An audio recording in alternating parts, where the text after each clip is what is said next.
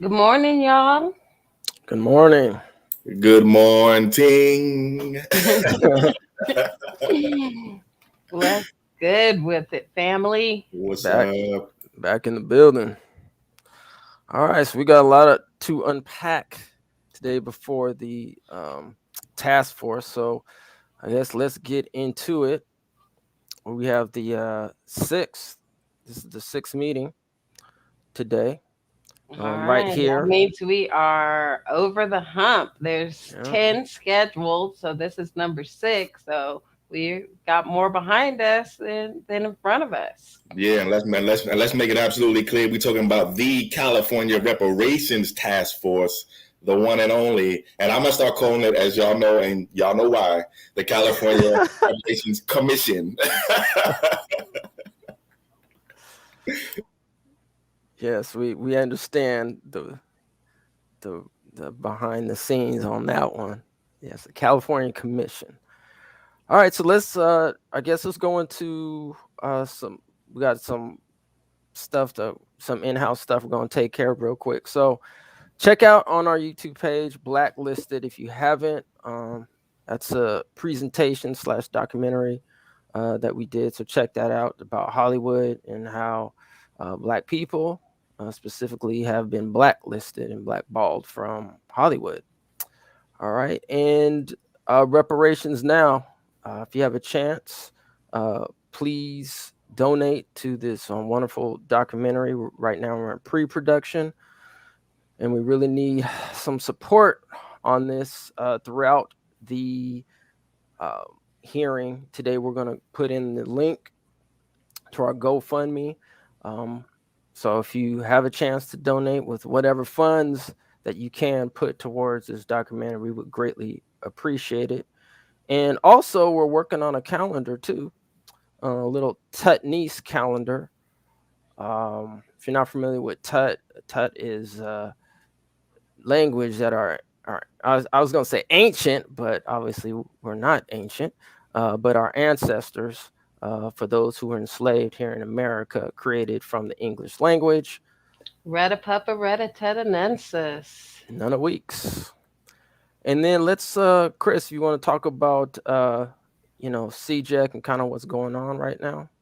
Yeah, just real quick, as some of you probably know, we announced it on our Twitter, on CJEC, on Twitter and on Instagram and on Facebook. Make sure, by the way, you are following, liking, and subscribing to all of the CJEC Twitters, Facebooks, and Instagrams and TikToks and all that. But CJEC was selected as an official anchor organization for the California Reparations Task Force community engagement effort that's going on here in 2022. By the way, Happy New Year to everybody. So we were selected as an official anchor organization, and that means we are going to be holding at least 2 community listening sessions. We have one already picked out for June 19th of 2022. So make sure you are tuned in and pull up for that. More details to follow. We're working on selecting our other date and locations for our other community listening sessions, but that's the official word. That's the official announcement. What you're looking at right now is a flyer that we have been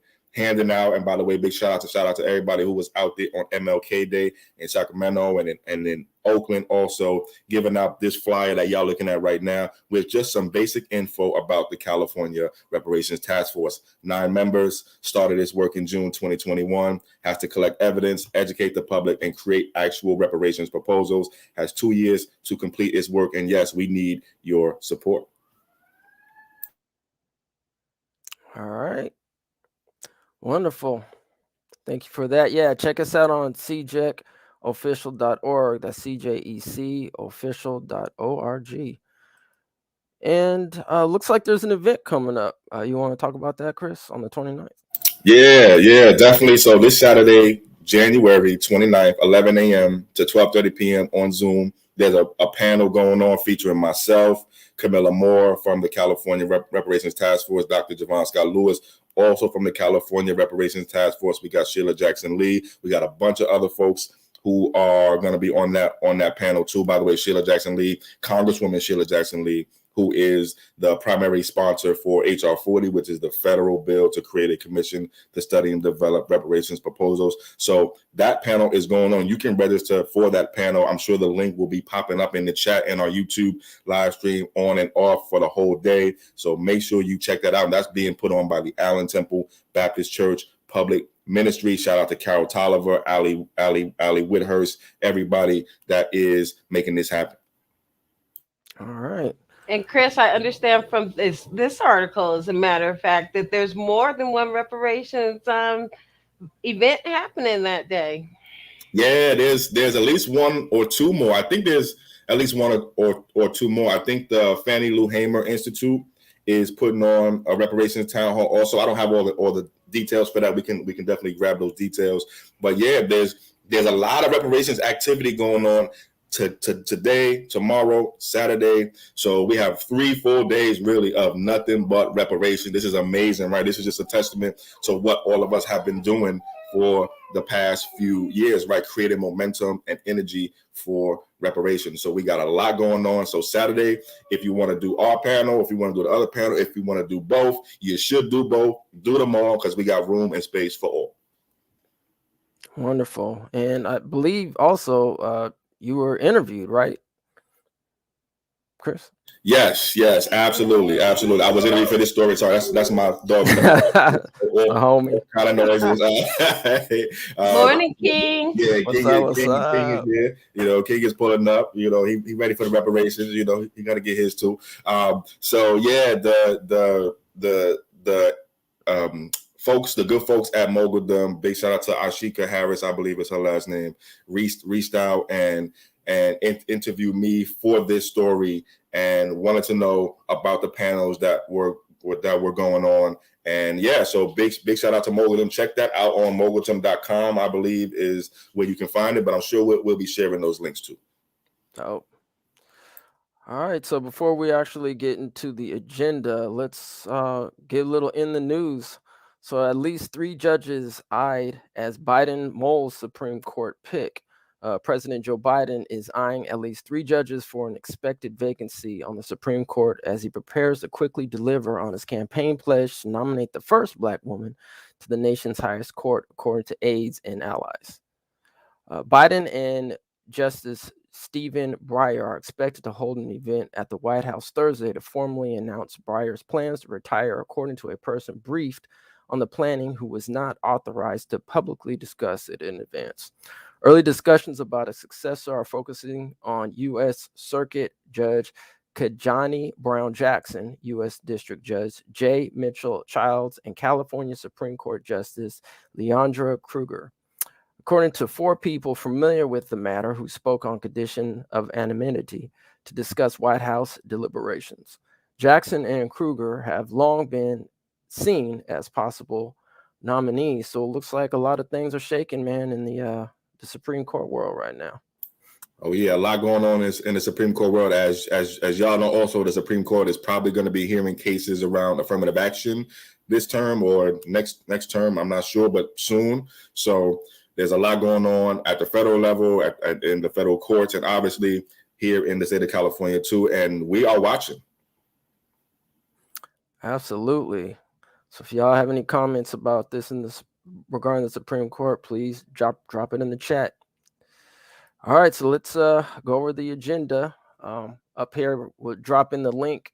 If you guys want to go to, I believe, are they still on, what is it, Blue Jeans? I think they're doing the Blue Jeans thing, right?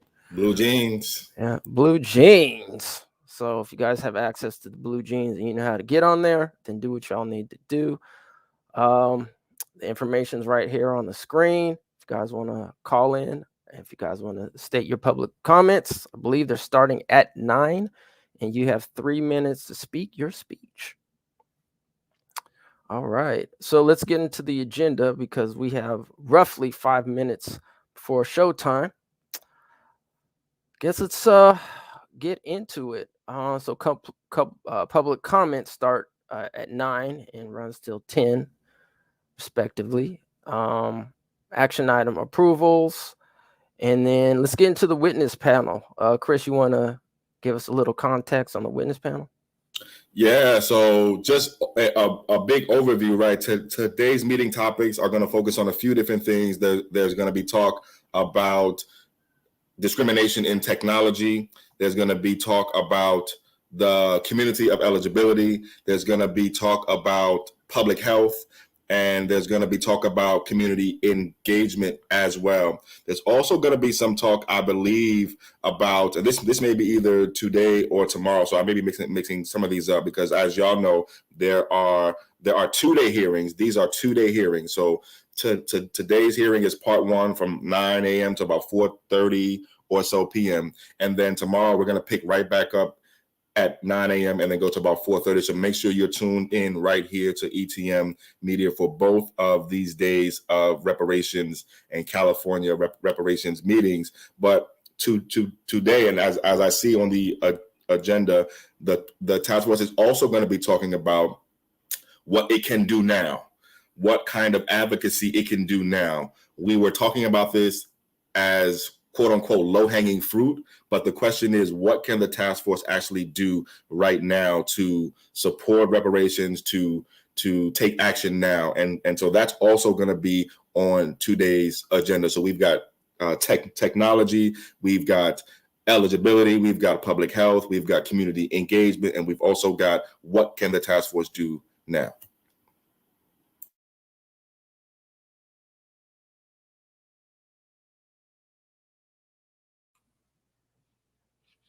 I like that. What can they do? Nunawix right now.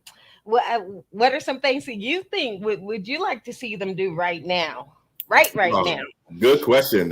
So I was going to save this juice for my public comment because I am going to be giving Okay, all the right. Well, public comment.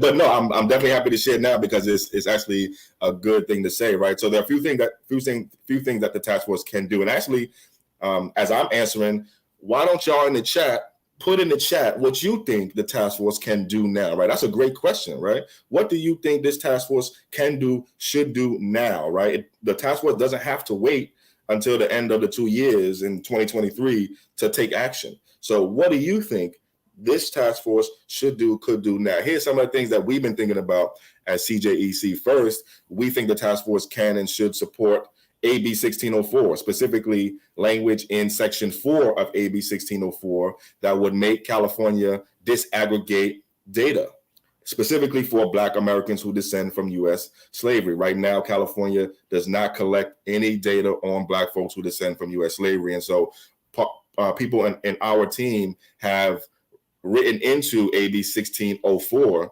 in Section 4 language that would require California to start to disaggregate our data. So we think this task force can support that. We also think the task force can support ACA 3, Assembly Constitutional Amendment 3, which is going to remove the involuntary servitude exception from our state constitution. Right now, involuntary servitude is allowed in California if you are punished for a crime. And so we think the task force can support ACA 3 like we think it can support AB 1604. And by support, we mean put together an official advocacy letter to the governor and to the state legislature in support of these two pieces of legislation. We also think the task force should support federal reparations. Put together a letter to support federal reparations. That is something that we think would be very, very helpful and is very, very important to do. And lastly,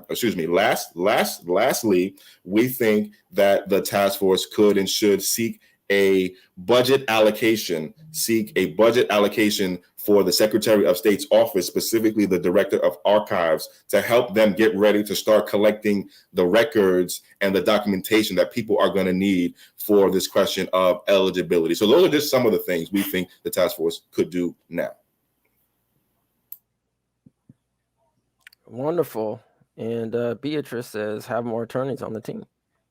Right, which leads to what I'm thinking they should do now is get started on those subpoenas, especially for the big banking industry, see what they have to say for themselves for all their culpability and all this over the many, many years, particularly the housing bust of '08, where, we all know what happened and not one person went to jail. Kim, you actually raised a good point, because on tomorrow's hearing, I think we're going to hear about some actual specific subpoenas. I think that's on tomorrow's agenda. There are probably going to be some subpoenas starting. So can't wait for that. Great. Yeah, definitely. And got to go after those real estate, agencies as well, and the insurance companies, because they definitely had their hands involved, in the oppression of the Black community. For sure. All right, so I think we're ready to roll pretty soon, right? Yeah, looks like we should be getting started pretty soon. As a matter of fact, let you guys have a little tea break, and we'll just go ahead and get the task force up. And once they get started, we will be ready to roll. All right. Right on. Thank y'all so much. All right. Appreciate everybody. I will see y'all in the meeting. All right. See ya.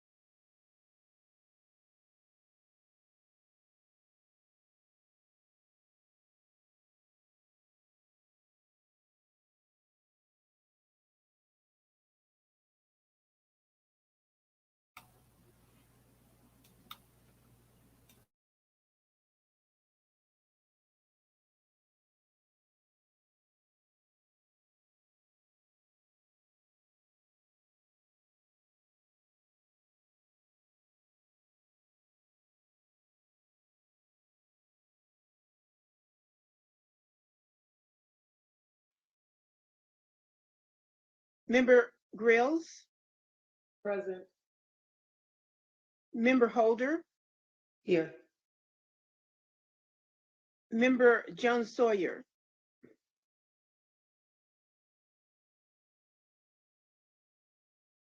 Member Lewis, Present.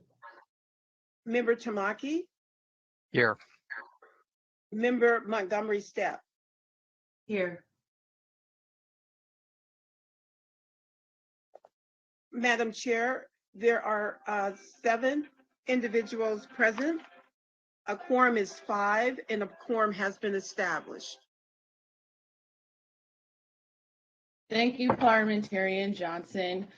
Thank you, members of the task force and members of the public. Happy New Year.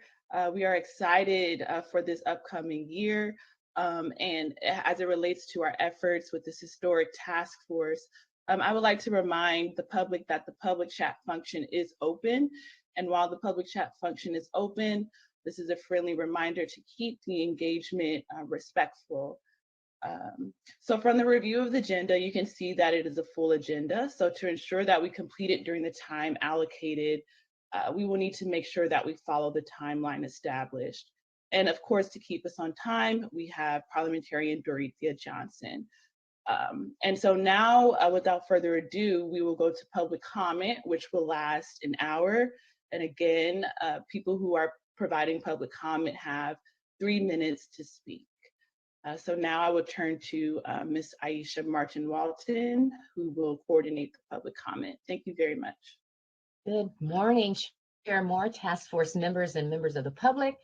My name is Aisha Martin-Walton, and I am with the Department of Justice, and the task force would like to hear your public comments. The public comment period will be for 1 hour, and each person will have 3 minutes. Please be advised that in fairness to everyone, at the 3-minute mark, you may be politely interrupted and your microphone turned off. However, please know that there is a public comment period during each meeting and that the task force encourages everyone to participate. You may also submit written comments to the task force members at any time via email at reparationstaskforce@doj.ca.gov. To participate in public comment this morning, please use the raised hand function. Some of you may have already done this. Locate the button on the upper right-hand side of the screen, On the sidebar, you will see the shape of a hand. Click on the hand to prompt the feature. On our end, we will accept your hand. Then you will see a notification at the top of your screen to continue. You will have to click continue. You will then be elevated into the meeting as a presenter and automatically muted until it is your turn to speak. Please note that there's a 20-second delay between the attendee and the presenter mode, so please keep that in mind as you're being promoted. Try tapping above to edit. Sorry, I'm still not sure about that. Sorry, excuse me. At the conclusion of your comment or at the 3-minute mark, you will be muted again and return back to the level of attendee.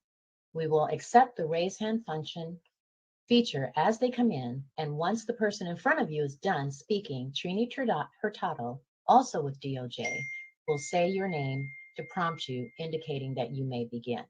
So Trini, can we have our first speaker, please? Yes, our first speaker is Angela Nirvana. Angela, you've been unmuted. You may now begin. After George Floyd was executed, corporations vowed to do better with respect to diversity, including tech. Instead of paying reparations directly deposited to freedmen, they poured billions of dollars into orgs like the BLM Global Federation, which raised $90 million the year of George Floyd's execution alone. Critics say the BLM have increasingly moved away from being a Black radical organizing hub and have become a mainstream philanthropic and political org run without democratic input from its earliest grassroots supporters. That's the grift. Corporate and government weaponizing our ongoing Holocaust to give everyone but freedmen the reparations we are long overdue. At the recent Freedmen's Bank Forum, Harris and Yellen spoke about our ongoing Holocaust. Then Mr. Luis Pastor spoke on his North Carolina credit union whose assets increased from $700 to $800 million thanks to the government's $9 billion set aside. Now he'll issue mortgages to his people to take over the South, where our ancestors' blood and bones are buried from heinous U.S. chattel slavery. He accomplished this in 21 years. We've been here since before the country was formed, and I don't know of any freedman bank that boasts $800 million in assets, nor any freedman that can afford a mortgage here in California. They can barely afford rent. Ms. Boulder spoke on Boyle Heights and how the people were at risk of losing their homes to foreclosure. The population of Blacks in Boyle Heights is less than 1%, white 67.45%.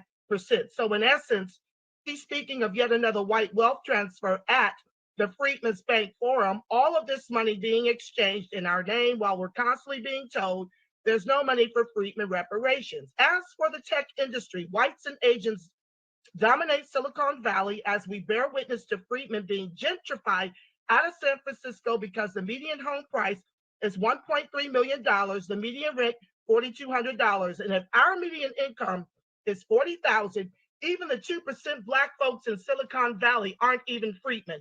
It's African immigrants who descend from slave trader whose median income is double that of freedmen in the country our ancestors built with their lives. Ergo, the problem with Blackness. This data needs to be disaggregated akin to the Asians to unmask the failures of this government toward freedmen. And this is why our ongoing Holocaust should exclusively benefit freedmen in the form of reparations over multi-generations. We've been legislated to the bottom as the anchor of America's capitalism, and it makes my stomach turn to bear witness to these ethno-genocidal plans for freedmen at every branch of government. Thank you for allowing me to share. Thank you, Ms. Nirvana, for your comments this morning. Trini, our next speaker, please. Yes, the next speaker is Friday Jones. You have been unmuted. You may now speak. Good morning, Task Force. I'm glad to be here with you again. I am Friday Jones. My name is Kansa Jones Muhammad.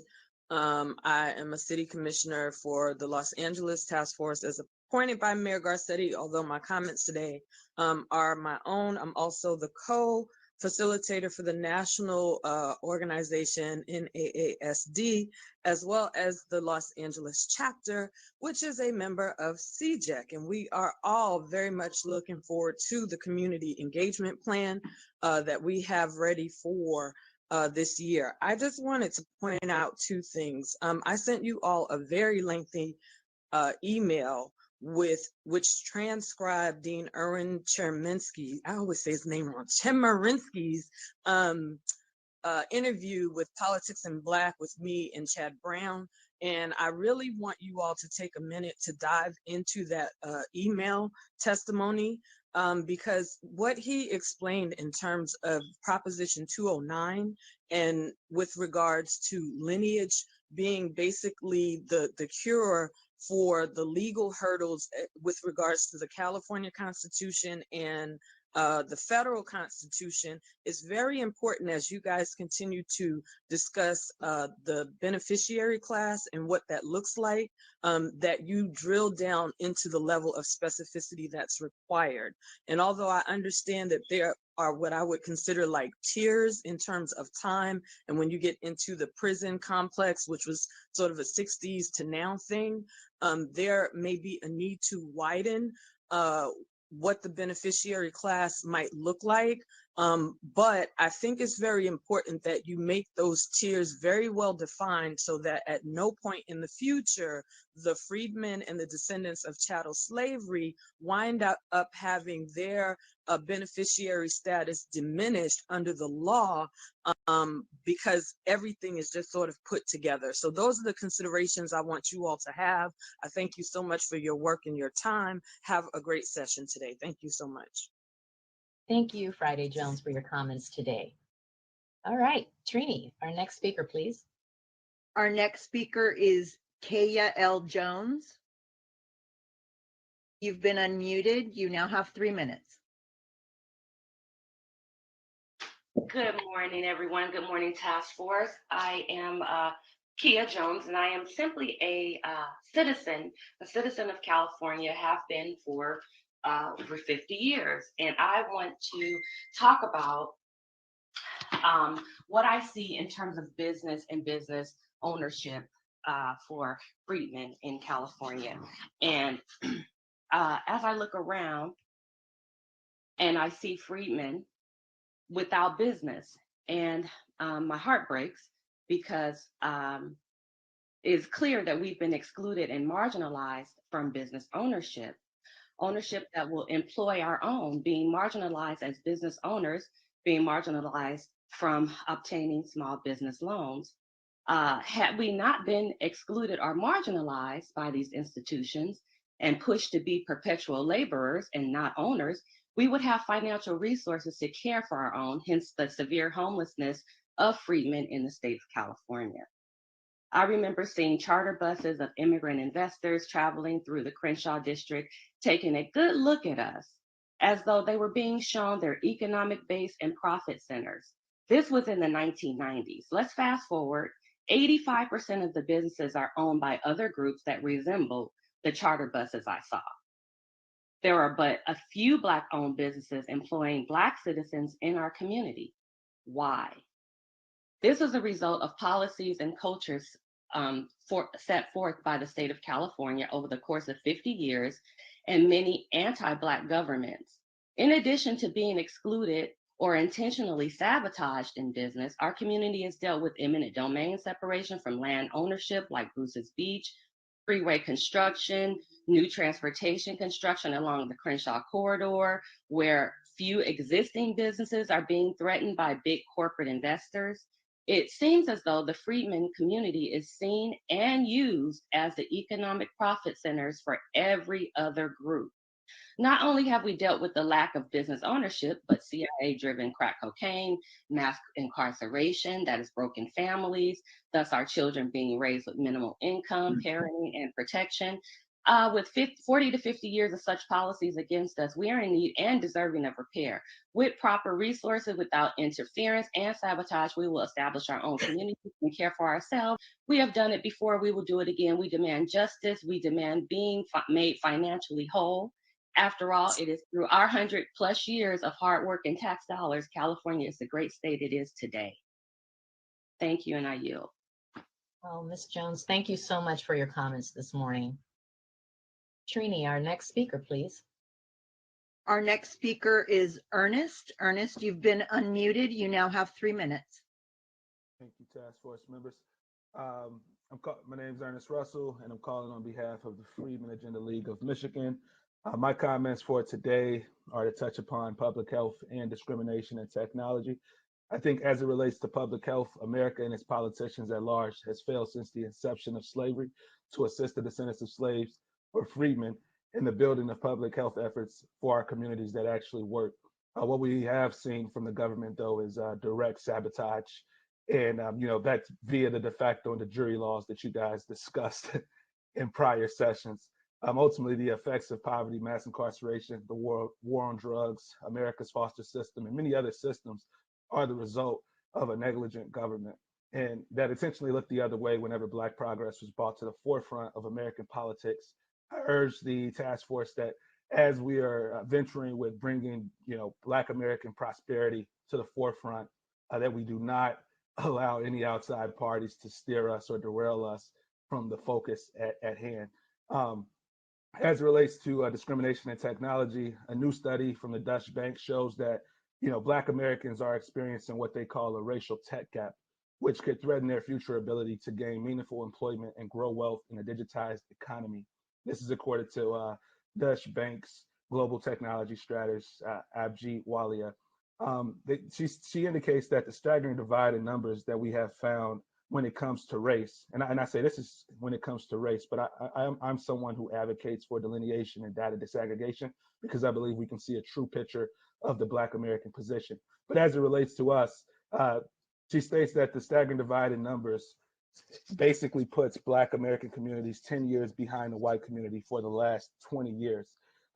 She said, combine that with the rapid digitization and automation of the US economy, that gap could eventually mean that the numbers of Black American workers could be disqualified or underprepared for 86% of the jobs in the US by 2045.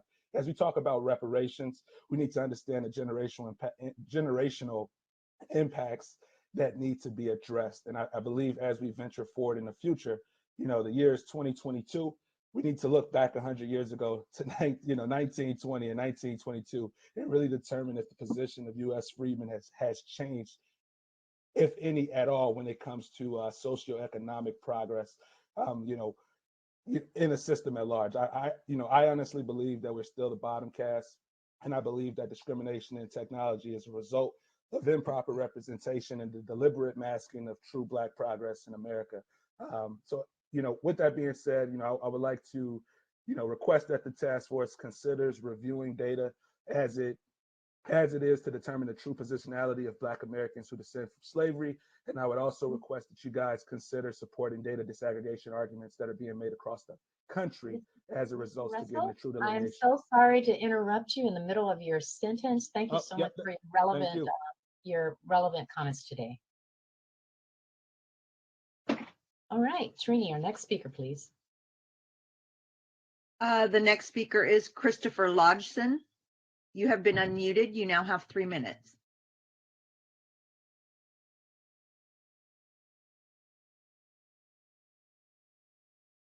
Christopher?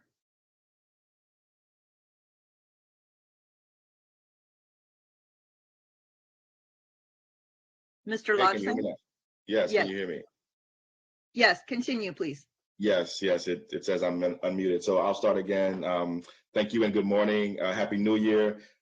Chris Lodgsen with the Coalition for Just and Equitable California, CJEC, giving the official comment for and on behalf of CJEC today. First, thank you for selecting us as an anchor organization. We are really excited about this amazing opportunity. Wanted to thank each and every single one of you. We've had very good first meetings with our anchor partners and our anchor facilitators. Big shout out to you, Dr. Grills, Mr. Michael Stoll, Mary Lee, Andre and Andrea at the communications firms, Alma, our facilitator. Big shout out to our anchor partners too, the Black Equity Collective, Black Power Network, African Black Coalition, COPE, I think that's Congregations Organized for Prophetic Engagement, the Repair Institute, the Othering and Belonging Institute. Hopefully I got all those names correct. Big shout out to everyone and looking forward to our listening sessions coming up as well. We have selected one of our listening sessions for June 19th, 2022. So we are very much looking forward to that. That's Juneteenth. And we are working on selecting our date and location for our other listening sessions. Looking very much forward to this process. It's been really, really good to start, and we're looking forward to working with the task force and with our anchor partners on some principles and some guidelines for listening sessions and ways to hold ourselves accountable to that, because we are accountable to our community. So wanted to start there. Also, you're going to be talking about community of eligibility today and hopefully throughout the rest of your conversations. Looking forward to this type of conversation and these types of conversations. They've been good so far, and we're looking forward to continuing them. We would like to put in a request though, since our team were a part of the people who actually negotiated that specific line on special consideration. I know you're going to hear from Secretary Weber on this, but we would like to request that we be allowed to also testify and help inform you about the meaning and intent behind that as we helped negotiate that. Also, you're also going to be talking about things you can do now, so-called low-hanging fruits. We have some ideas about low-hanging fruits.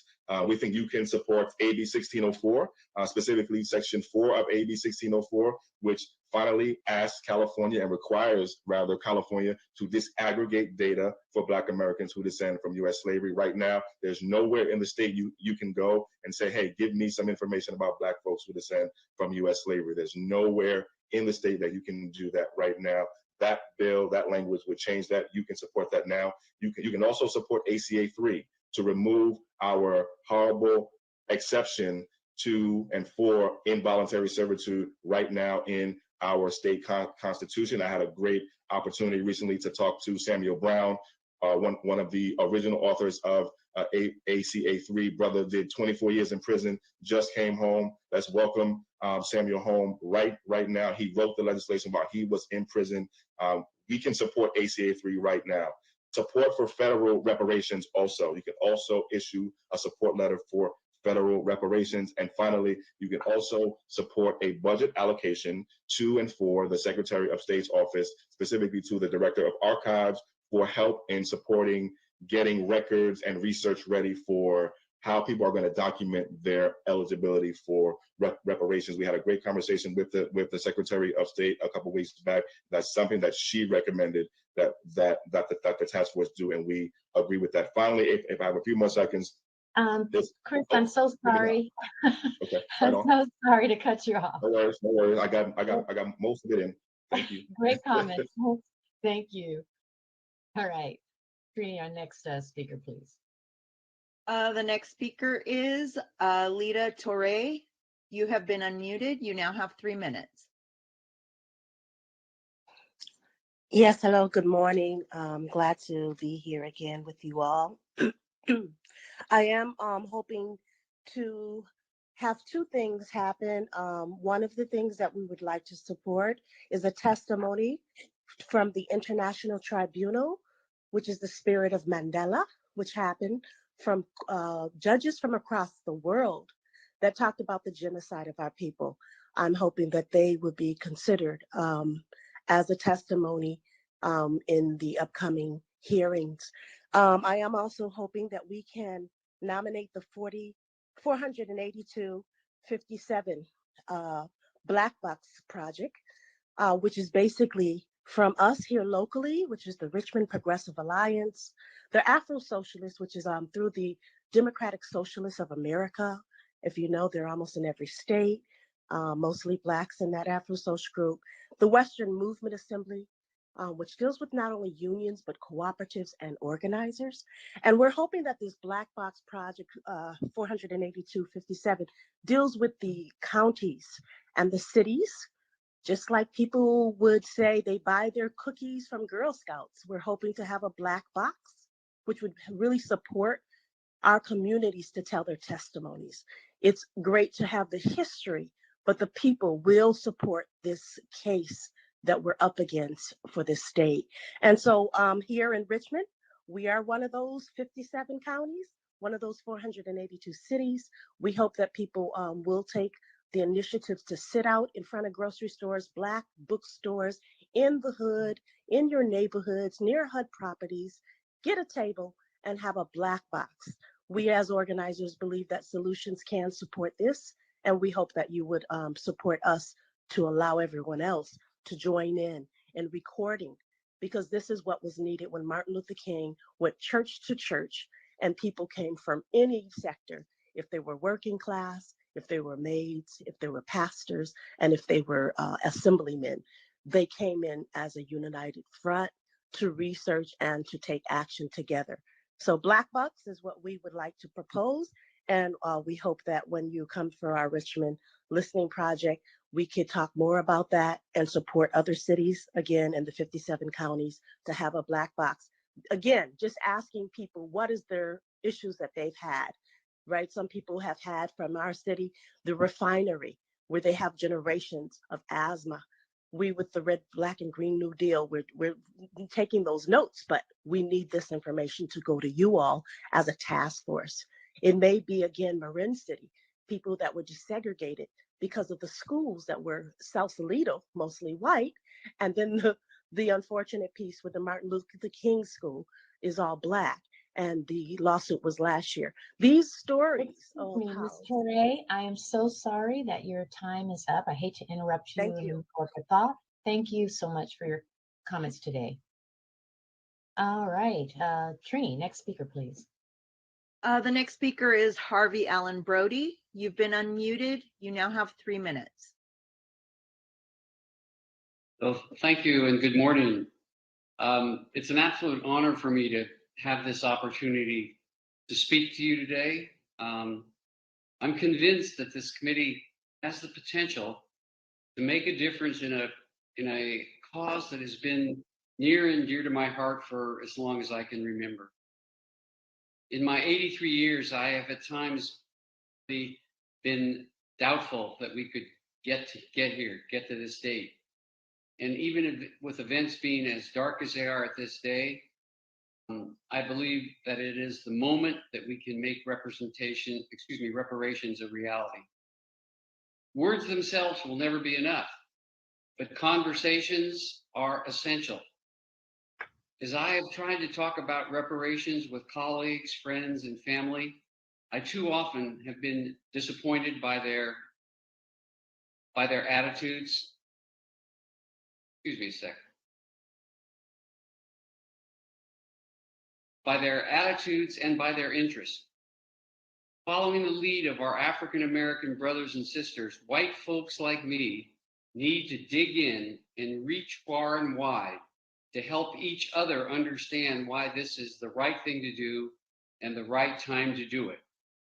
Better late than never, and better now than later. One way I chose to participate in this conversation is through music.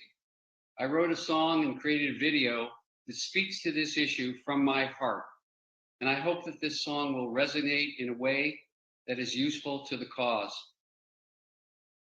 Dr. Grills, I'm excited to hear your report on community engagement. I'm sure it will provide a roadmap for building support as the task force moves forward. And members of the task force, I look forward to your continuing leadership and the opportunity to continue to have a conversation in whatever way it is most effective. Thanks again for the opportunity of presenting. Thank you, Dr. Brody, for your comments today. Trini, our next speaker, please. Our next speaker is Sharice Cryer. Sharice, you've been unmuted. You now have 3 minutes. Good morning, task force members and community. Can you hear me? Yes. Good morning. I'm calling in because I wanted to follow up on an email I sent to the task force at the end of December, addressing concerns with one of the expert witnesses, Professor Smith from Oregon State. And in all clarity, I did reach out to Professor Smith as well, but there was an article last month in the San Francisco Chronicle where Professor Smith said reparations might become more palatable if funding was used for measures to combat poverty, support job training, reduce mass incarceration, programs that aid descendants of slavery while crossing racial lines. And this gave me pause because basically what I felt she was saying is reparations are not palatable for descendants of American slavery unless we're including other groups. And I reject that notion personally. You know, a lot of times recently when Black organizations are talking about getting restorative justice for our community, we oftentimes include the Brown community. And I love my Latinx friends and family members, but that sentiment is not often reciprocated when we're talking about getting benefits for people or restorative justice, et cetera. So I would encourage the task force to take a look at some of the testimony and people who are giving expert witness testimony and kind of verify beforehand what their thoughts are for reparations, because this is something that can be used as a weapon or a sword in the future. Also, following up on Bruce's speech, an expert witness, Ms. Ward, provided testimony that she was representing the family of Bruce's Beach. However, in November, the county of LA said they were still seeking the closest living heir. So I would like the task force to please clarify who she was actually representing. Finally, there has been a discussion on tiers of reparations for Black folks in the state of California, and I personally reject that notion. If we're talking about tiers of reparations on the policy side, yes, but if we're talking about cash reparations, there's no need to dilute our claim. And I would encourage you to look at the lineage-based reparations per Professor Chemerinsky's suggestion. Thank you very much.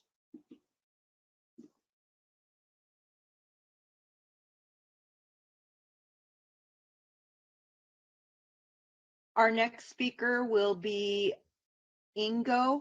I'm sorry if I messed up your name. You've been unmuted. You have 3 minutes. Hello? Yes, continue. Hello, can you hear me?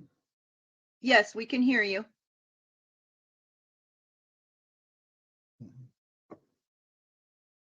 Okay.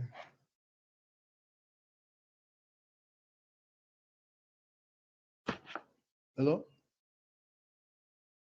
Yes, Mr. Ingo, we can hear you.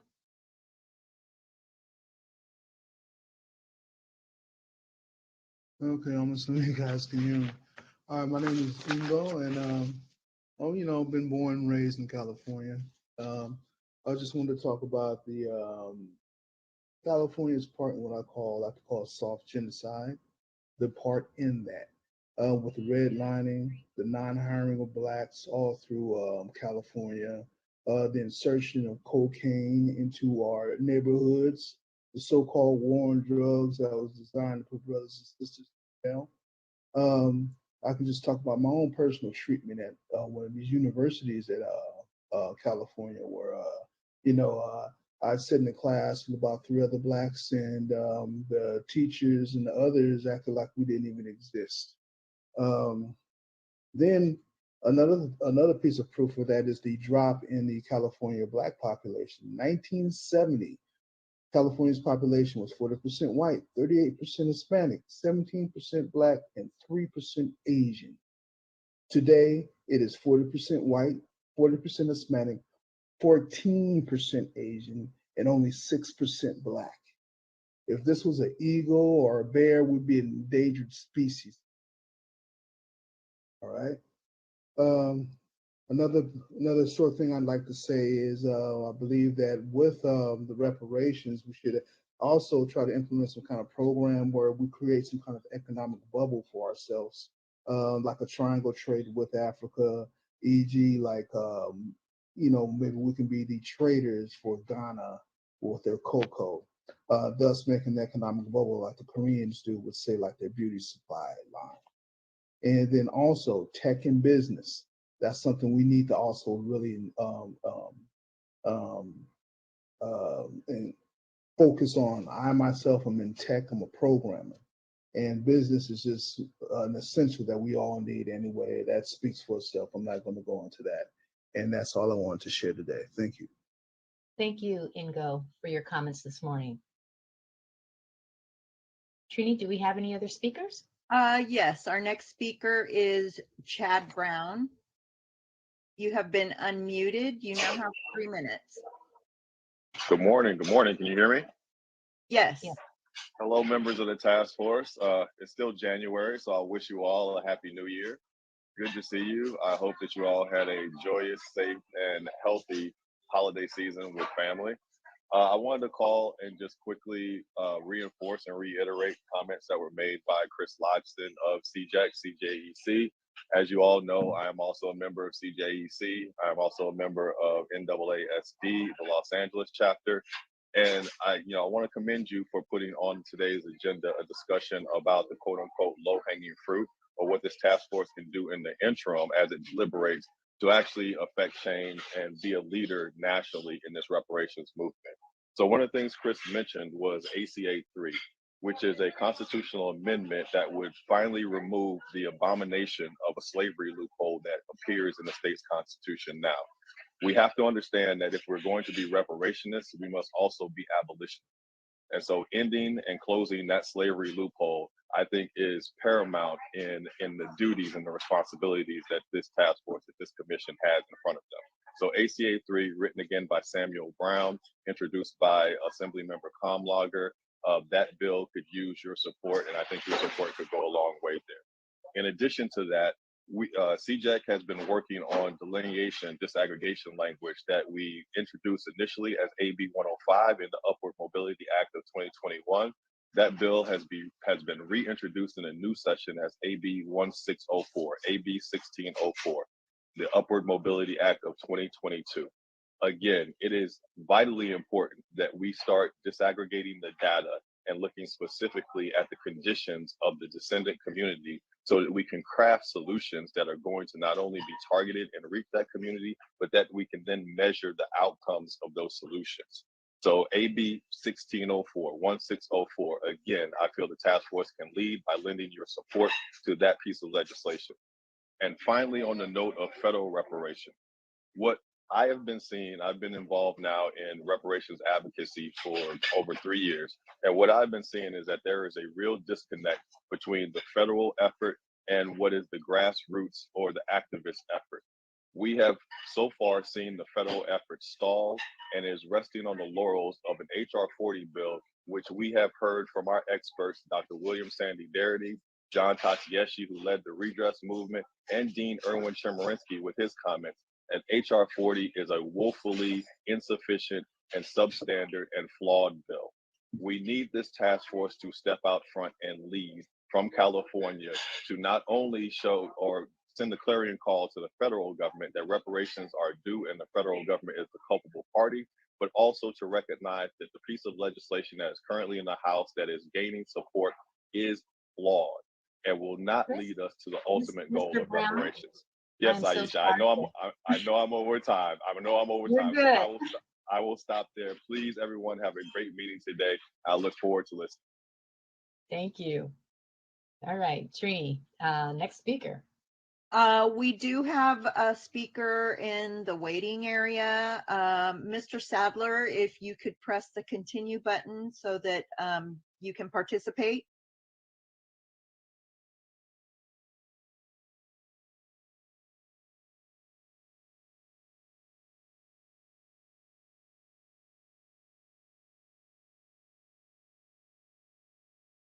Okay.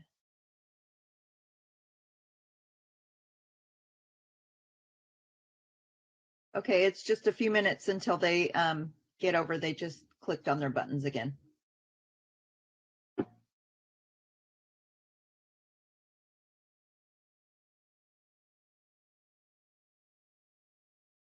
The next speaker is Robert Reed. Mr. Reed, you've been unmuted. You may now speak. You have 3 minutes. Hello, can you hear? Yes, please continue. Okay, so first of all, let me start by saying hello. Hello to everyone on the panel, and also in the chat, I saw a lot of really good comments, and I kind of just wanted to touch on one where we have an organization who really wants to be a part of all things that is reparations. And I don't necessarily think that they have the best intentions in mind, and that is in Cobra, led by Cam Howard. They have really some very problematic ideas about what they would like to see reparations look like. And it's very Pan-African in form.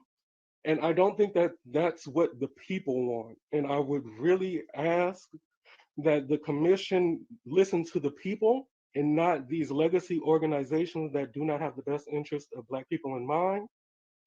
We had somebody just speak on HR 40 and the problems with the bill.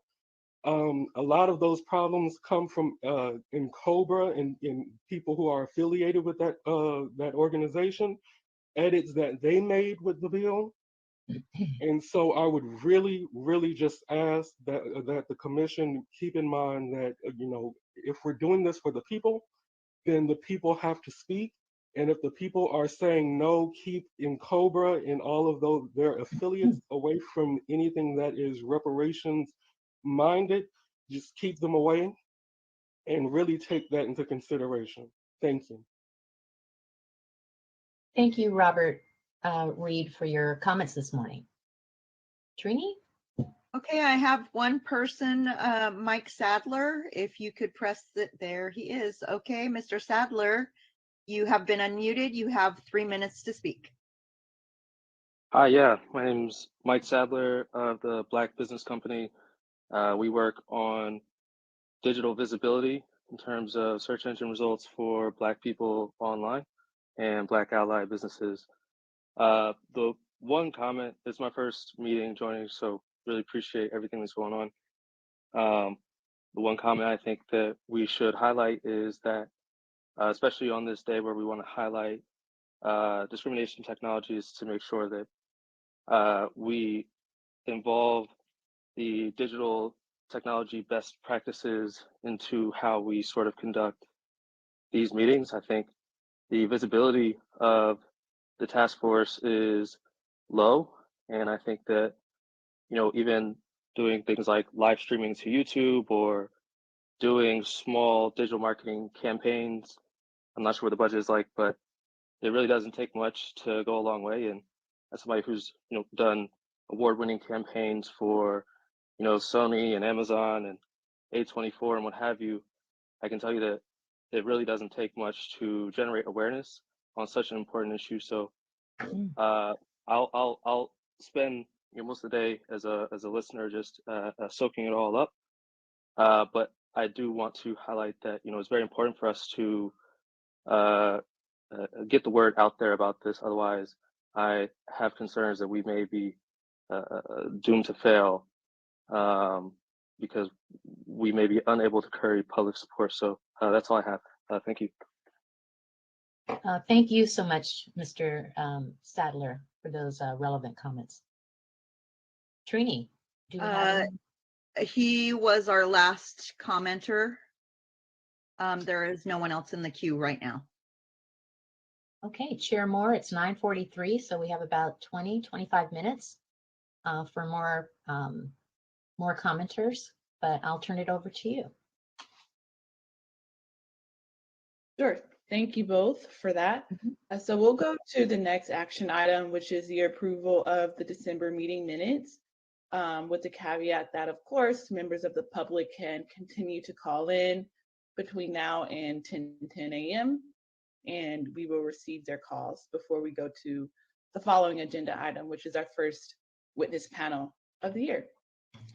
So without further ado, we will go to the action item, approval of the meeting minutes.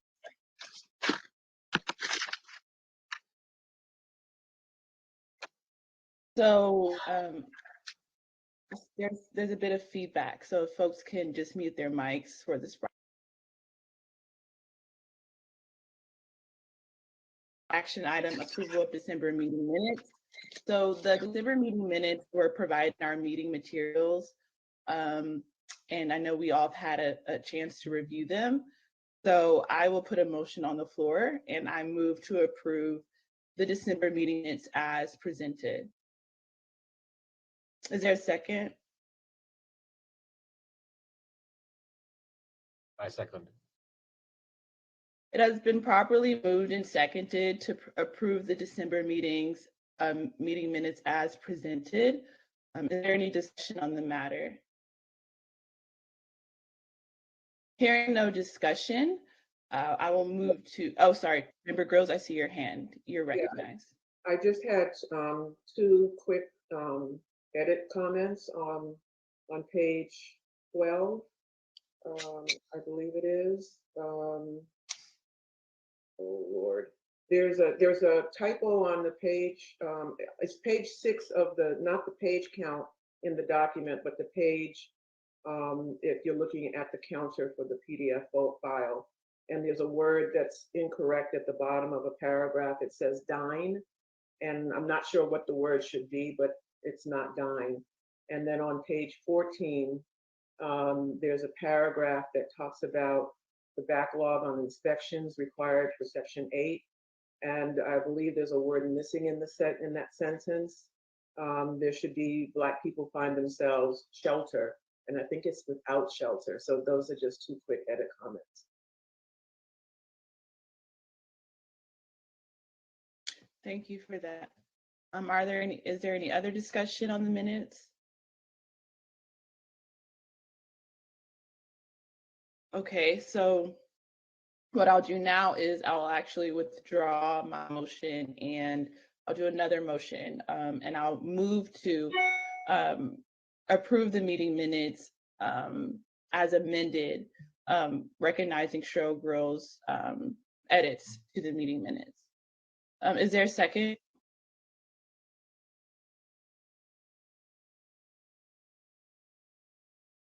Second. If I can second my own edit. It has been properly moved and seconded to approve the meeting minutes as amended by Member Grill's comments. Is there any discussion on the matter? Hearing no further discussion, I will now turn to Dorothea, Parliamentarian Johnson, excuse me, so that a roll call vote will be established for this motion. Parliamentarian Johnson?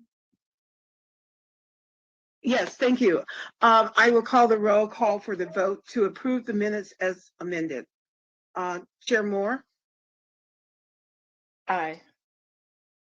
Vice Chair Brown?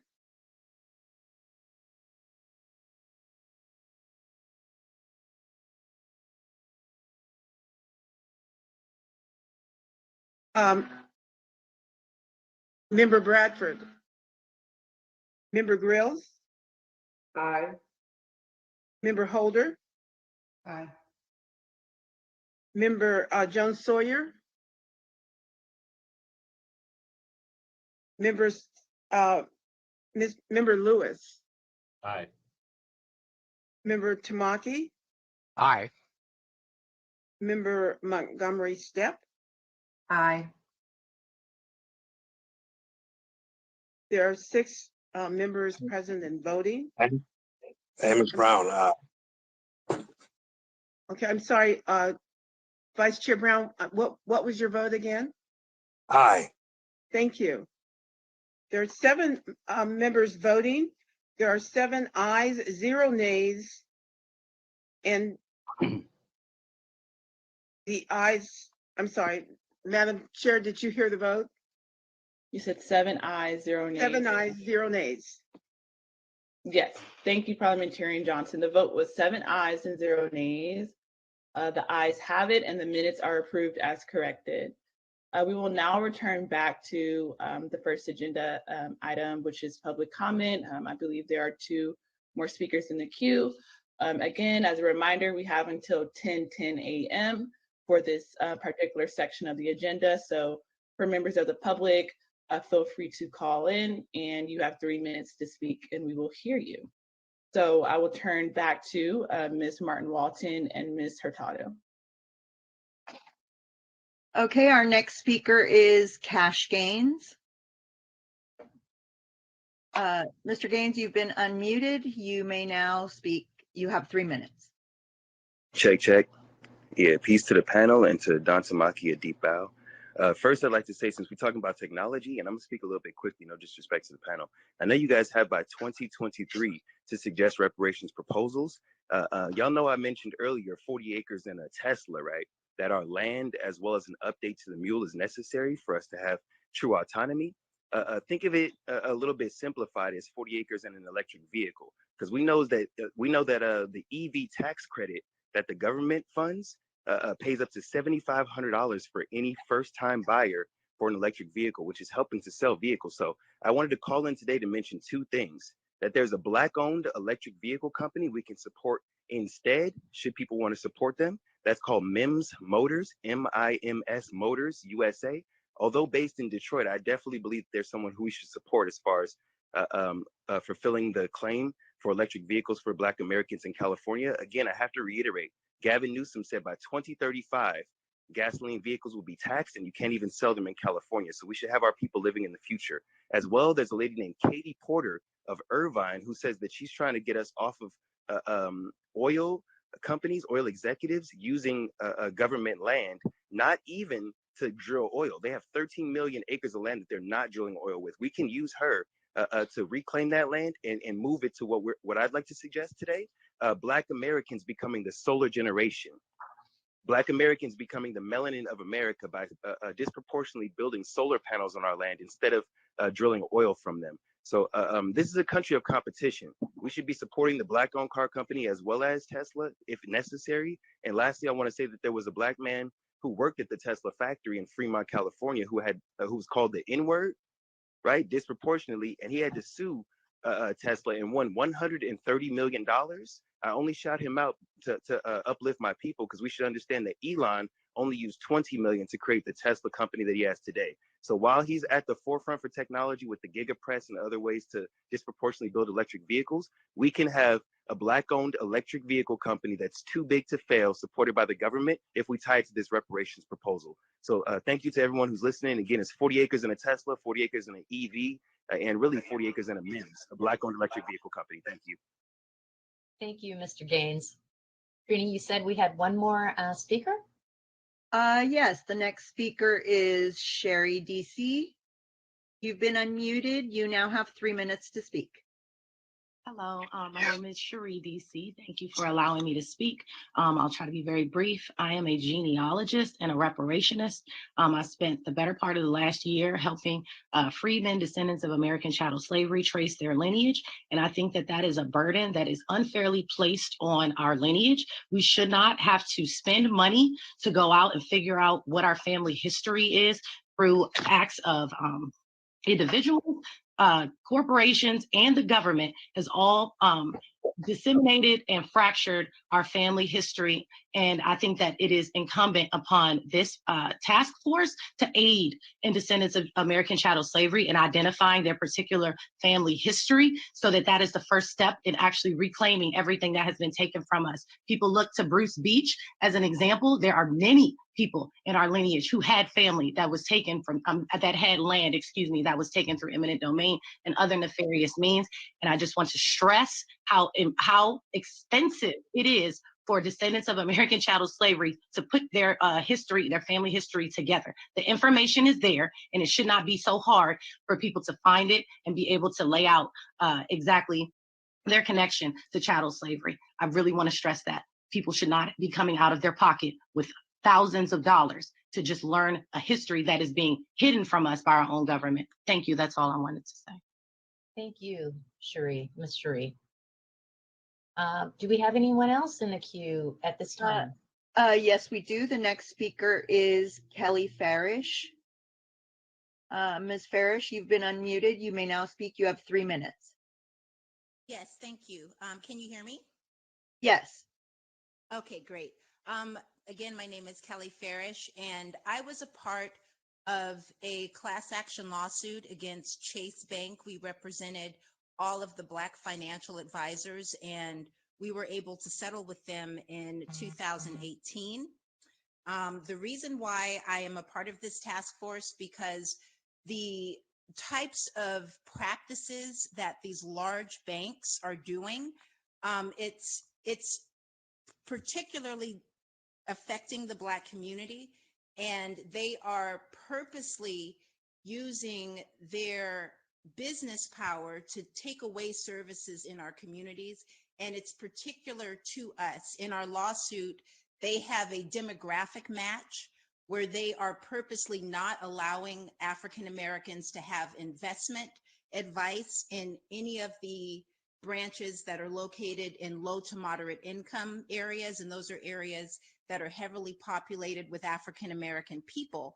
So a part of this task force has to address the fact that wealth is generated in the community through large banking institutions. And if we are not allowed to participate in receiving loans, receiving investment advice, that further is deteriorating our ability to participate in the larger economic growth in the United States. And that's something that is particular to us. They have admitted through different meetings that we've had with them and through their attorneys that they do demographic matching. So it's really important that we tag these large banking institutions and that they should be responsible for participating in the reparations payout to African Americans specifically. And that was what I wanted to say. Ms. Farish, thank you so much for your comments this morning. Trini, do we have anyone else at this time? Yes, let me see if I can get him over quick enough. Hold on.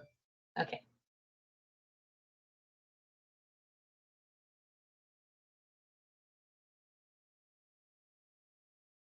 Amaru Young, please press continue.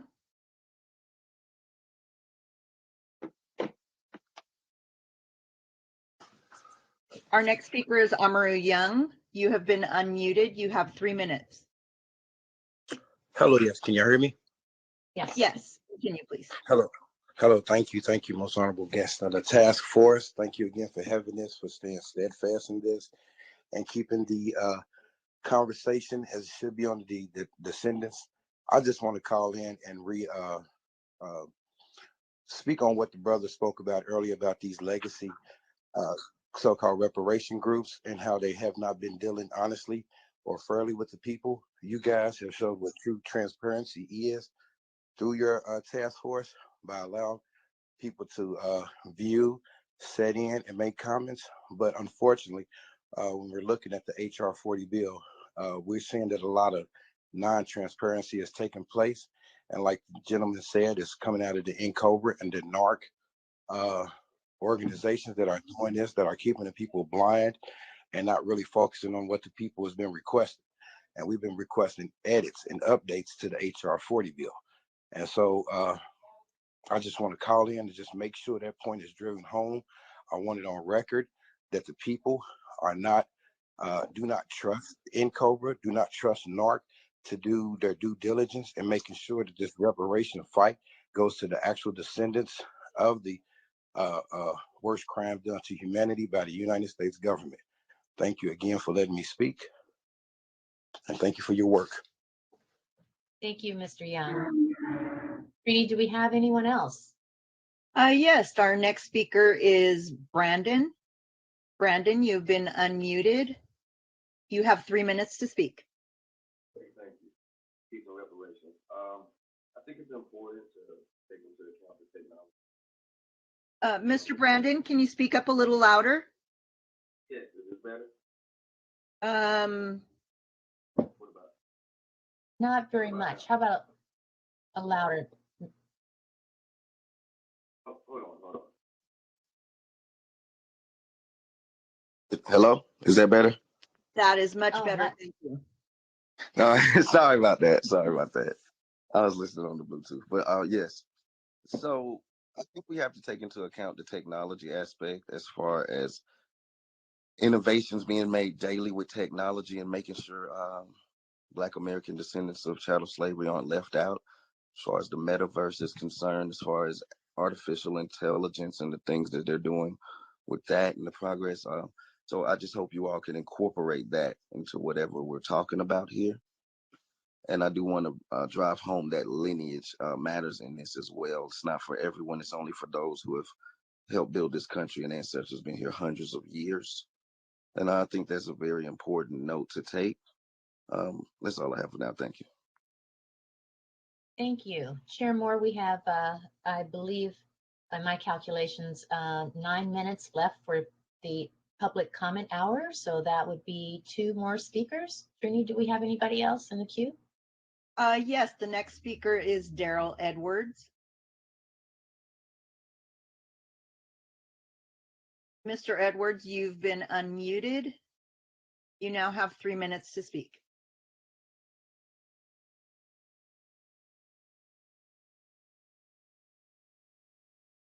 Daryl Edwards.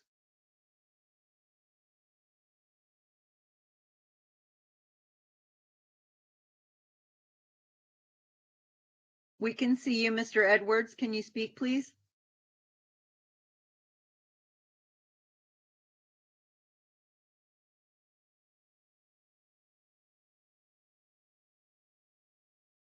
We can't hear you.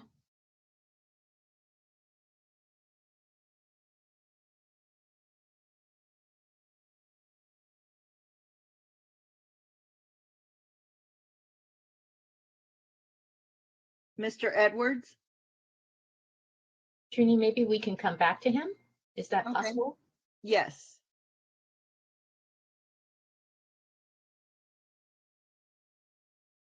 Who do we have next?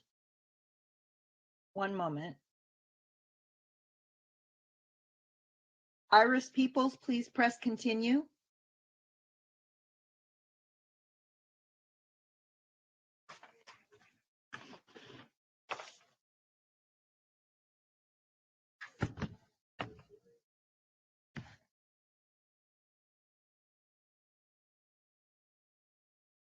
We're just waiting for Iris Edwards to press continue, please. Iris Peoples, I'm sorry. There we go. Iris Peoples, you've been unmuted. You now have 3 minutes. Okay, thank you guys so much for being here. Thank you guys so much for all that you do.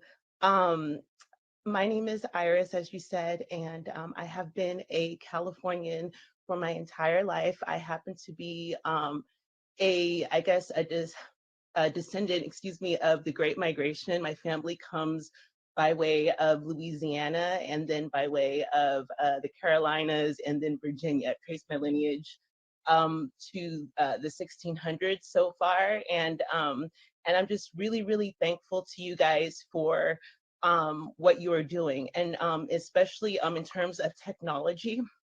I would like you guys to please take into account the education aspect and to please make sure that our children have access to adequate technology for education, but also for going forward to train for the future. One thing that I have found is that in being going through the education system here in California myself, in the Bay Area, I was told that a lot of our lower scores were due to the high Hispanic population and the high immigrant population. And so while I saw a lot of resources being taken away in terms of trade, wood shop, mechanics, home ec, sewing, music, all of those things, I saw resources being allocated at the same time to people who didn't speak English, but I assuming that they really needed it. And then when I saw some data, because I am involved as a parent, I saw that English language children were actually scoring higher on the standardized tests than children who were Black or poor.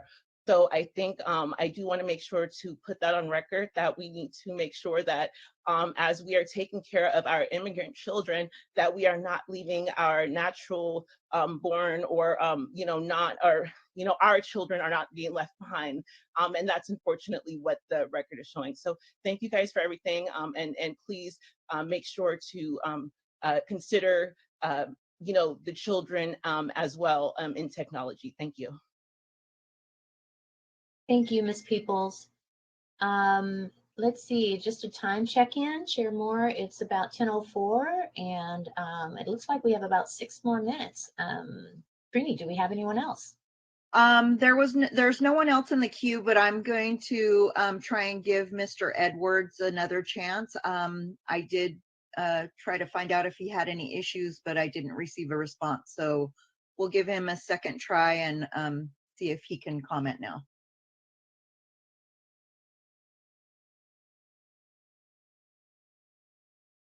Mr. Edwards, can you hear us?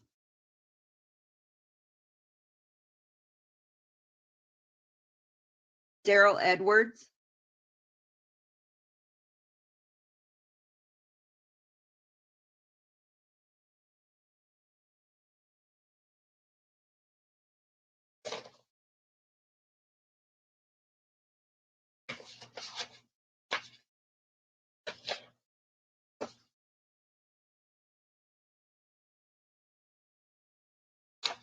Okay, he's not responding, and I did not get a response from chat from him. And there just some Virginia Ladish. Please press continue.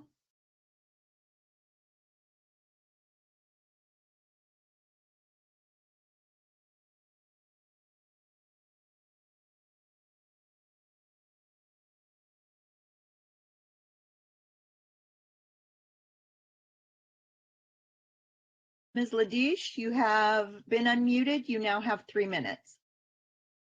Hello, thank you very much. My name is Virginie Ladish. I'm calling from the International Center for Transitional Justice. I just want to thank you all for the incredible work that you're doing, and just wanted to introduce myself and let you know that we're an international organization with headquarters in New York, but offices around the world. And we've worked with countries and groups to advocate and advance for reparations policies. And I just want to offer our support in your efforts in any way possible that you might need. We'll be very happy to share some ideas that have been successful in other contexts, as well as some pitfalls you might want to avoid, if that could be helpful. So I just want to share that, and thank you all for your work. Thank you, Ms. Ladish, for providing your comments this morning. Chair Moore, it is now 10:07, and I do not believe we have anyone else in the queue. Do we, Trini? Actually, we have 2 people in the queue. All right, Chair Moore, your pleasure. It's 10:07. Pick the last 2. All right, these will be our last 2 speakers for the morning. Okay, Trini, bring them up. Please press continue.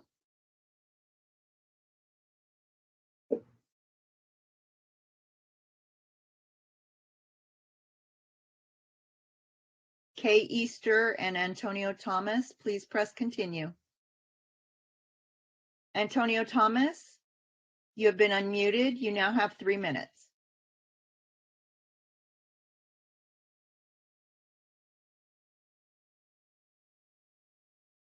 Hello.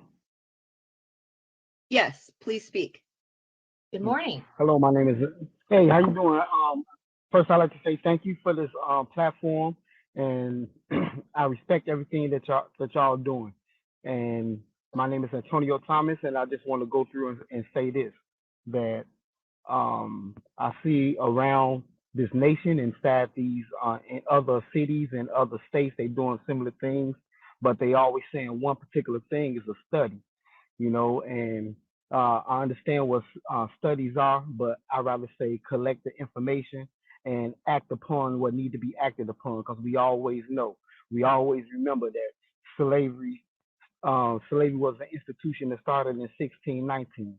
We always remember that slavery was an institution in 1776 when America gained its independence, where we fought in that war and still was enslaved.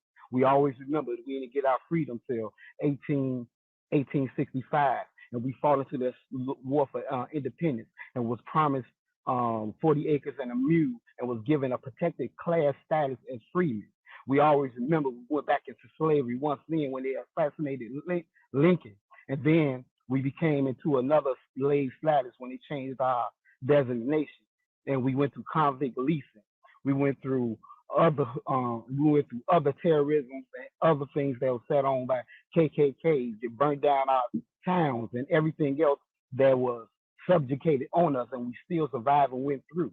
So we always remember that for our people. And I want y'all to always remember that those things was never promised, those things was never given, and those things are deserved. And that is what we are asking for, nothing but the respect, the honor, and that check that's owed. Thank you very much. Thank you, Mr. Thomas, for your comments this morning. Trini, I believe we have one more speaker, and this will be our last speaker of this morning. Yes. Hey, Easter, you've been unmuted. You now have 3 minutes to speak. Hi, can you guys hear me? Yes. Hi, thank you so much for this task force and your transparency and everything you guys are doing. I'm excited about this discussion about technology right now, because one of the things that we have learned from the Roy Beck book, Back of the Hiring Line, there were some statistics provided that showed that Black Americans used to hold a significant amount of tech jobs back in the 90s. And so it seems that there was a concerted effort to move us out of that industry by bringing in other people from other countries. So I would love to hear, some more information on that, or, some further discussion in the future into more research in terms of how that, was done and how it harmed us. Because there's this idea that we don't want tech jobs and things like that, and it's just not true. Also, our people who are in the tech industry are experiencing a lot of racism and a lot of stressful, disgusting situations that they're placed in the work environment due to this same type of concerted effort to push us out. So again, I thank you guys so much, and I'm looking forward to further discussion on that, or more details that are provided in terms of investigating that situation. Thank you. Thank you, Ms. Easter, for your comments this morning. Thank you all. We have reached the allotted time for public comment. If you are not able to provide a comment, we invite you to attend future public meetings or to submit written comments or testimony via email at reparationstaskforce@doj.ca.gov. And I will now turn the meeting back over to Chair Moore. Thank you. Thank you, Ms. Martin Walton, and thank you, Ms. Hurtado, for your assistance. So we'll now go to our first panel of the year and of the day. Before we do that, I want to acknowledge Senator Stephen Bradford. Welcome. And so our first witness panel of the day is on discrimination in technology. And we have 4 incredible expert witnesses who will provide expert testimony today. Our first expert witness will be Yashima Milner, who is the co-founder and executive director of Data for Black Lives. Raised in Miami, Florida, Yeshi began organizing against the school-to-prison pipeline at Power Youth Center for Social Change as a high school senior. There, she developed a lifelong commitment to movement building as a vehicle for creating and sustaining large-scale social change. Yeshi returned to Power U in 2013 to lead a victorious campaign to improve breastfeeding policies at the largest public hospital in the country. More recently, she was a campaign manager at Color of Change, where she spearheaded several major national initiatives, including Organize, for the only online petition platform dedicated to building the political voice of Black people, and a successful campaign to remove Bill O'Reilly from television. She has a Bachelor of Arts from Brown University and serves on the board of the Highlander Center in Tennessee. We'll also hear from Vincent Lee.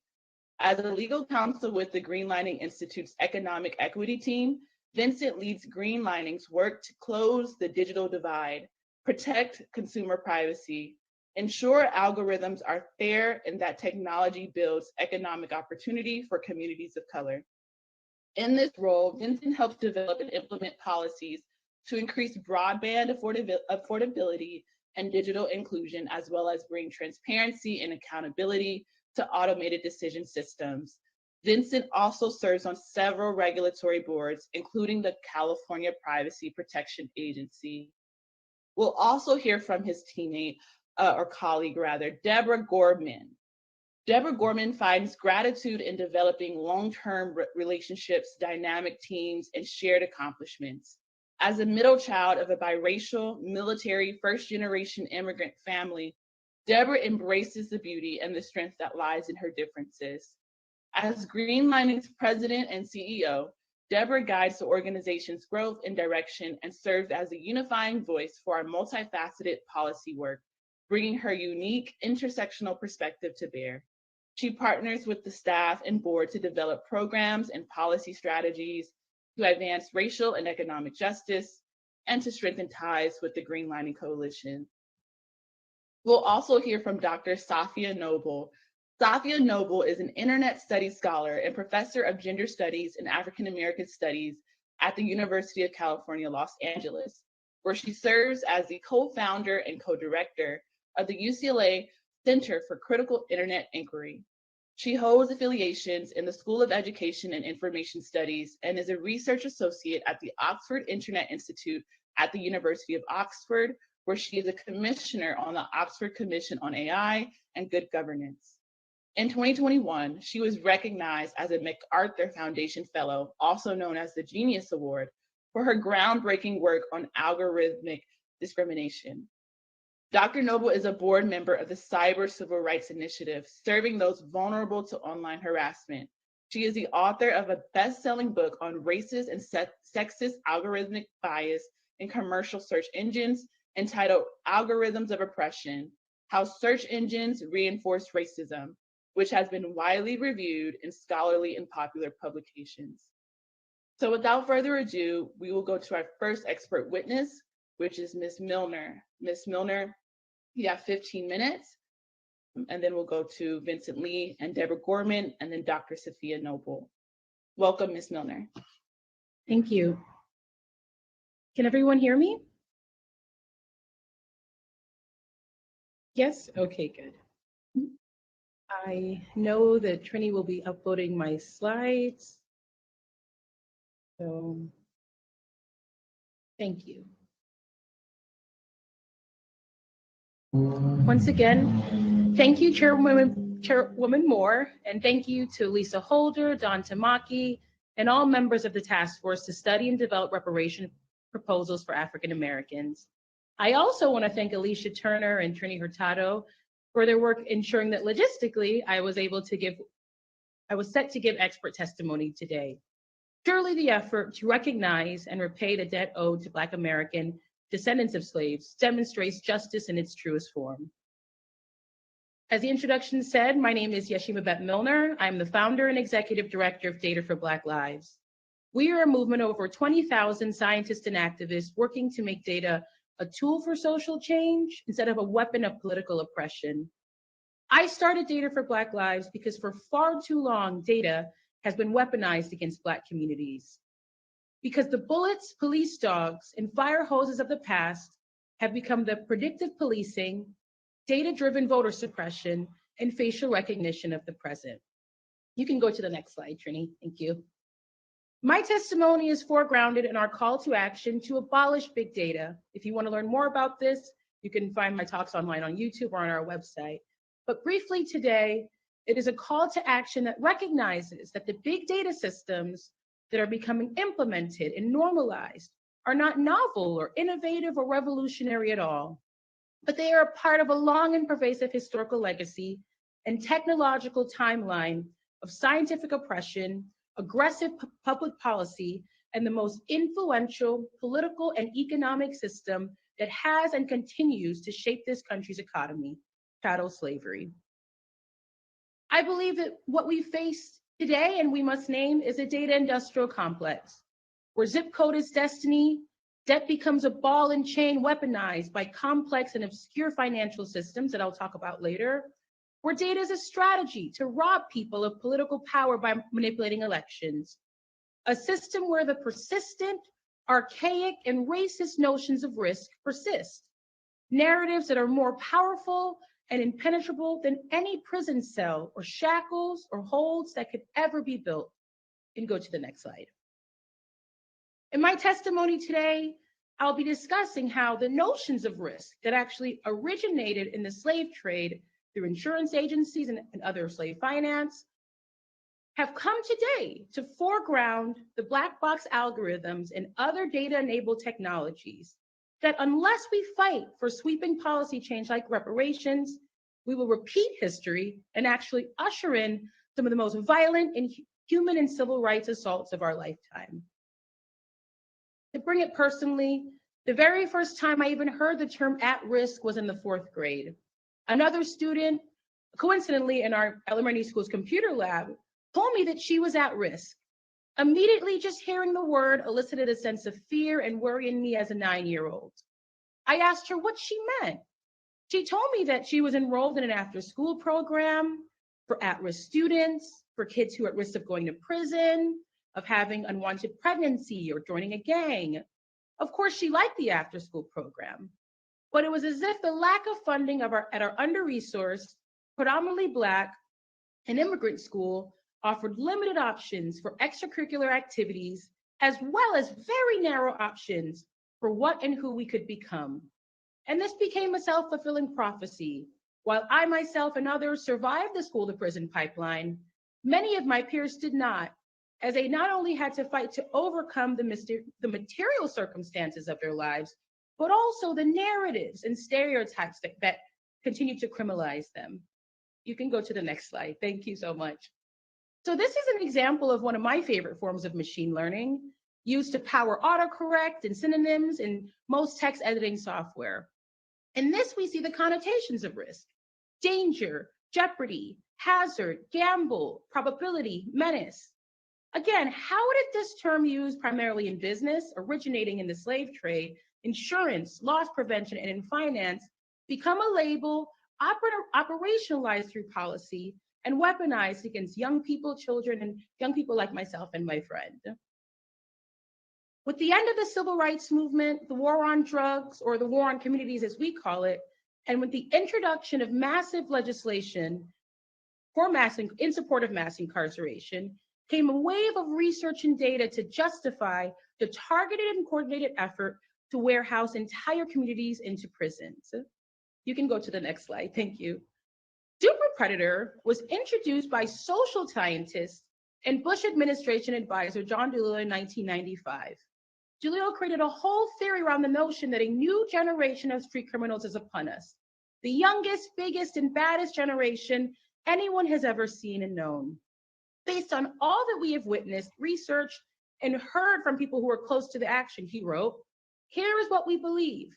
America is now home to thickening ranks of juvenile super predators, radically impulsive, brutally remorseless youngsters who rape, murder, assault, rob, burglarize, deal drugs, and create serious communal disorders."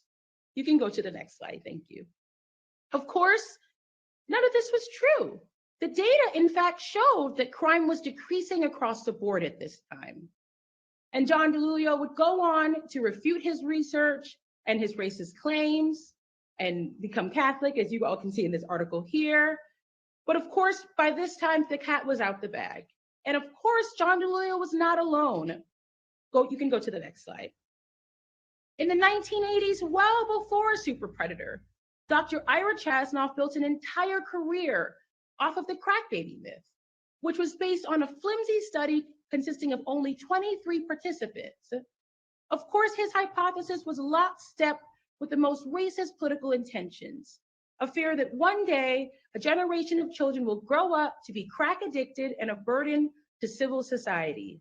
All of this was wrong, and the study should have been refuted based on the sample size alone.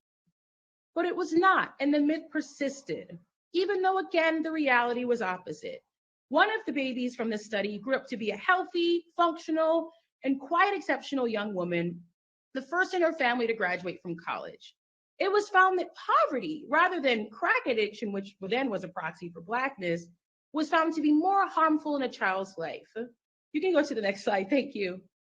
Similarly, the welfare queen myth was used and continues to be used to dismantle our country's safety net, fight against caste payment for reparations, privatize social services, and siphon money away from the very communities who need them and who pay for them with taxpayer dollars. Meanwhile, the real welfare queens are the ones who benefit, are the corporations who benefit more from government subsidies than all individual welfare recipients combined. You can go to the next slide, thank you. So before we can talk about what an algorithm is, we have to talk about what goes into it. Of course, input, data, and output, scores, recommendations, but above that, history and values. To define an algorithm, by definition, it is a set of step-by-step instructions to solve a problem. A recipe is an algorithm. A list of instructions or a process to make the dish, the ingredients that make up the dish, and the result based on what we define from the beginning of the recipe as a success. Whether we want to make something that's healthy or something that tastes good, regardless of health benefits. The decisions are determined by a question: what are we optimizing? Excuse me. Computational algorithms are layered, complicated. Their ingredients are not just raw data that is fed into them, and the result is not as simple as the outputs that come out of them. Scores, ratios, GPS routes, or even Netflix recommendations.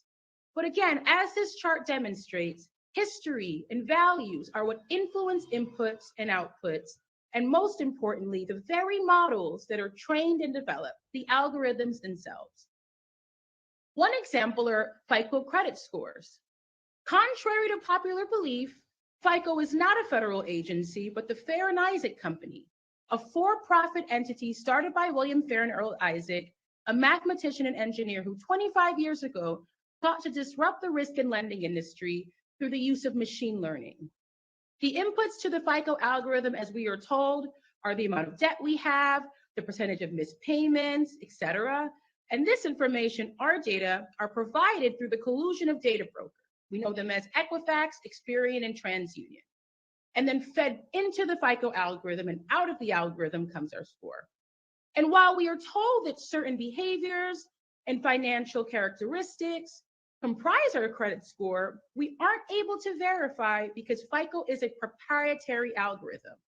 It's a black box, devoid of transparency, and with the purpose of displacing accountability away from the for-profit companies that profit from our data at our expense. And also, Fico scores reflect the ways in which algorithms hold tremendous power over our lives, even though we have no recourse. Right at this very moment, there are students that will have to drop out of school because they cannot qualify for subsidized student loans. There are people who are struggling to afford rising public transportation costs because they can't afford subprime car payments, and even hardworking families facing homelessness because they cannot qualify to rent an apartment, all because of a 3-digit number. And these 3-digit numbers will increasingly decide whether we should get hired for the job, and maybe even someday, even whether we'll be able to vote. And while it is in violation of federal law to deny people housing, employment, and education based on race, you can't sue an algorithm. And private companies like Fico, who I must also mention, it is in their best interest to ensure that some people have low scores and others don't, argue that their algorithms don't discriminate.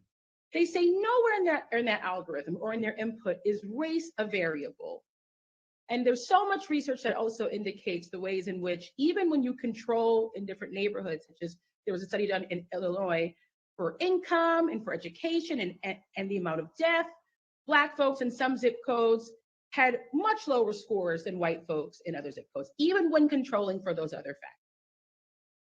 Because we know that based on the history of our country, you can go to the next slide, thank you so much, Trini, how our neighborhoods and our municipalities are organized, you don't even need to use race as a variable. When redlining and segregation, the legacy of slavery, have made zip codes proxies for race. And this is a history that I think everyone on the call knows. But only 7 generations after slavery, 6 million African Americans left the South for the industrial centers of the North, Midwest, and West Coast of this country in a historical moment known as the Great Black Migration. As Black people contributed tremendously to the growth of the manufacturing industry and to the culture and politics of metropolitan life, our federal government responded through policies that sought to institutionalize racist sentiments and permanently entrench Black communities in a case-like status. Policies that were foregrounded in the most essential part of economic mobility in the US, home ownership. You can go to the next slide, thank you again. In 1933, as part of the New Deal, the Homeowners Loan Corporation developed a grading system that deemed some areas desirable while others hazardous. These areas were largely minority areas, many Black, And today, 74% of the areas deemed hazardous, quote unquote, according to this grading system, in 1933 remain today low income, under-resourced, and neglected. It did not matter that federal law ruled racial zoning unconstitutional, real estate boards, neighborhood associations, and white mob violence made it impossible for Black people to own homes, and were deeply invested into turning these communities into sacrifice zones. And this is a map of Oakland, for an example I'm going to use now, but it's amazing how zip codes created in the 20th century to organize the country around for the Postal Service have become digital artifacts of this history, encoding this history, and therefore extending the shelf life on the racist public policies of the past. You can go to the next slide. I saw how notions of risk, how the impact of zip codes, and how even these maps became again present as a young organizer in Oakland, California. I was a youth organizer at an organization in the summer of 2009 at the height of the foreclosure crisis. Part of my job was to do data collection for a survey led by Just Cause Oakland, my internship site, along with the Alameda County Health Department, to document and expose the effect of foreclosures and evictions on the health of residents. This is a chart that from the report that we developed. In 1980, 47% of Oakland was Black. Today, according to the 2020 census, Black people make up less than 24% of Oakland's population, although the population of the city itself has been growing for years. How did it happen that since 2010, with over 50 new white and Hispanic Oakland residents have moved into Oakland and have been able to take advantage of opportunities of being in a booming metropolitan hub, while the Black families that built the city and laid roots were forced to leave the city in droves? And one way that I witnessed firsthand was through the targeting of Black communities through the complex financial schemes that resulted in the foreclosure crisis of 2010. In addition to my role doing data collection that summer, my job was to also organize residents in West Oakland to stand with their neighbors against the banks. And I love that somebody brought up the banks. I think Ms. Kelly Farish, I wrote your name down. In the event of a foreclosure eviction, which were happening daily, every day, I met with residents who had fallen victim to predatory lenders, who with the promise of more affordable mortgages or a second mortgage to help cover medical bills or pay for renovations and repairs, were aggressively targeted for subprime predatory lending. Next slide. People like Miss Elizabeth, whose family had left the sharecropping conditions of the South to come to California, a state that held the promise of opportunity that was not possible in the South and much harder to achieve in the cold and racist North. Miss Elizabeth's husband found work in the West Oakland Navy Yard like so many other Black men born only a generation away from slavery. The Victorian house that they bought and where she and her husband raised their children and even their grandchildren was seized in only 9 months after a nice representative, quote unquote, from the bank visited her daily, promising that with a second mortgage, which they said she qualified for, she'd be able to pay back medical bills that piled up since her husband's death and even leave some cash for her children to do necessary renovations. She was told that all these payments would be well under the amount she received monthly from Social Security and pensions. But they did not tell her that she was given an adjustable rate mortgage and that her mortgage would balloon in months to far from what she could afford, making payments too expensive and causing her to default on her payments and lose her home. As you can see in the map, the rate of defaults, as well as where we see that the hazardous mapping definitely overlays. It shows a trend and it shows the extent of the targeting as well. And they definitely did not tell Miss Elizabeth that her mortgage was being repackaged with other mortgages and pooled together in these complex and obscure financial schemes, securitize and then re-securitize as credit default swaps, and that there was a lot of money being made by banks and hedge funds betting on her inability to be able to pay this adjustable rate mortgage. When Black families all across California and all over the US shuttled their belongings into storage units, closed the doors in their mother's or father's home for the last time, or like Miss Angela, another leader I work with, became sick from legal battles with Wachovia Bank because her home was defaulted due to robo-signed documents. They literally had an automated system that signed people's documents to push forward default and foreclosure. But all this happened, bank executives and hedge fund managers walked away with a slap on the wrist, millions in bonuses, and have even been since awarded with positions in the former and present presidential administration. In fact, if the federal government is ever in need of an example, how to redistribute cash payments, and in a large amount, they should look no further than 2009. Big banks that were deemed too big to fail were given the biggest bailout and the biggest example of reparations I think we'd ever seen under the Dodd-Frank Act, to the tune of trillions. In fact, we are still calculating exactly how much money banks received, while people like Miss Angela, Miss Elizabeth, and all the people that I worked with at Summer in Oakland lost their homes permanently. The foreclosure crisis was a man-made crisis against Black families, Black homeownership, and Black stability. You can go to the next slide. Thank you, Trini. And today, there are many other examples of how notions of risk are being perpetuated through black box algorithms and weaponized against Black communities. I know my co-panelists will likely provide more context on others, but if we look at this theme of risk more, we see this evident in risk assessment questionnaires, where instead of jury and instead of judges, people are being sentenced to time based on questions like, were you suspended? Or does a hungry person have a right to steal? Knowing that with a question like suspension, in many counties and states, Black students are 8 or 9 times more likely to be suspended than their white peers, not because they're bad kids, but because of racist entrenched practices and policies in schools. In the area of car insurance, we see here that this is a mapping of Chicago. On the left here is the Homeowner Loan Corporation map, and on the right is a map in the dark pink where people have to pay the highest premiums. Literally, people in Black neighborhoods are paying more on insurance premiums, even though there's less crime than folks who live in wealthier, whiter, more downtown areas. Next slide, please. And it's even getting into health. This is an article from an investigation that I think is still going on with United Health and their algorithm that literally used cost of care, or how much people are able to spend on care, to determine health risk and therefore care needs.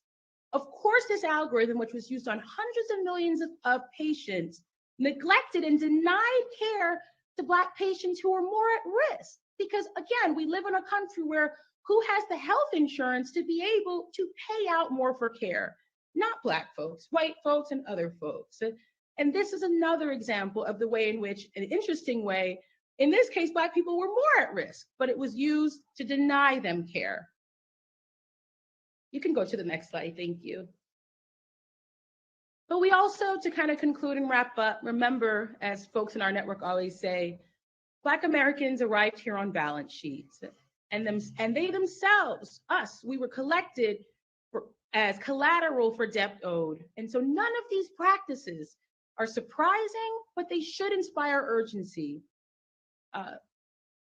You can go to the next slide.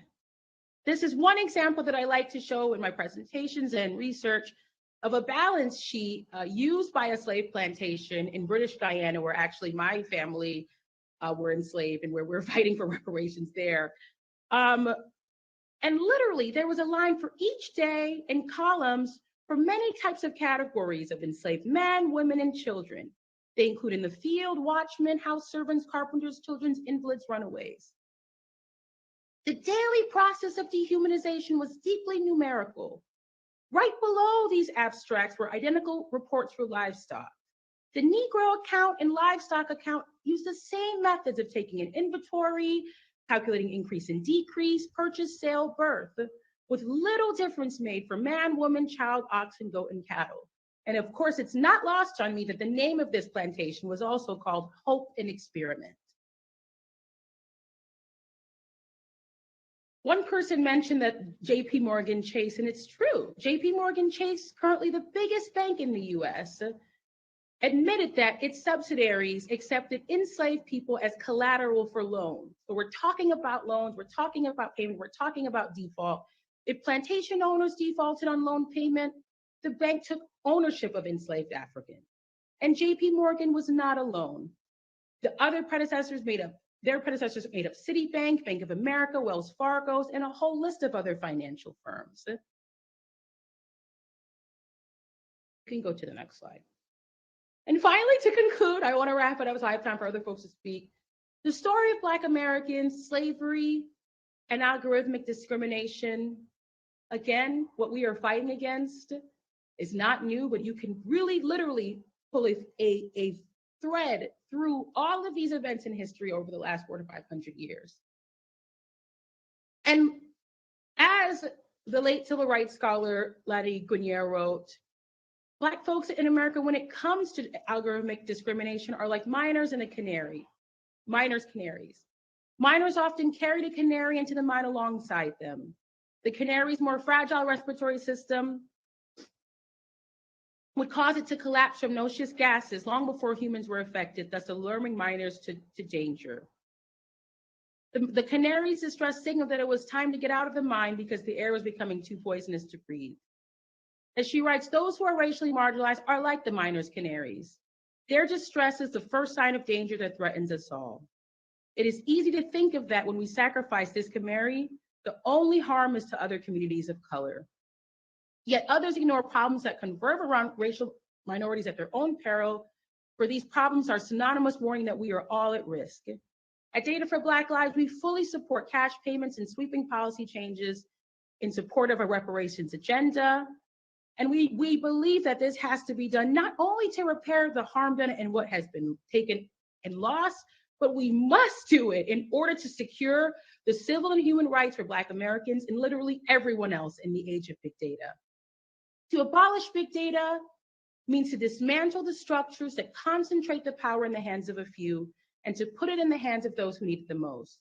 At Data for Black Lives, our mission is to reclaim data as power, as protest, and as collective action. Thank you. Thank you so much, Ms. Milner, for that incredibly moving and thought-provoking testimony, and especially with your last comments. Rest in peace, Harvard professor Ladi Guinier.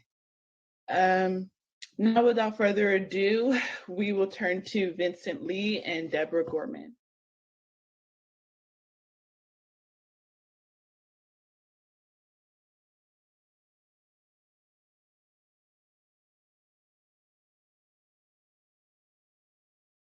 And Deborah, do you want to go first? No, go ahead, Vincent. Okay. Trini, could you pull up the slides?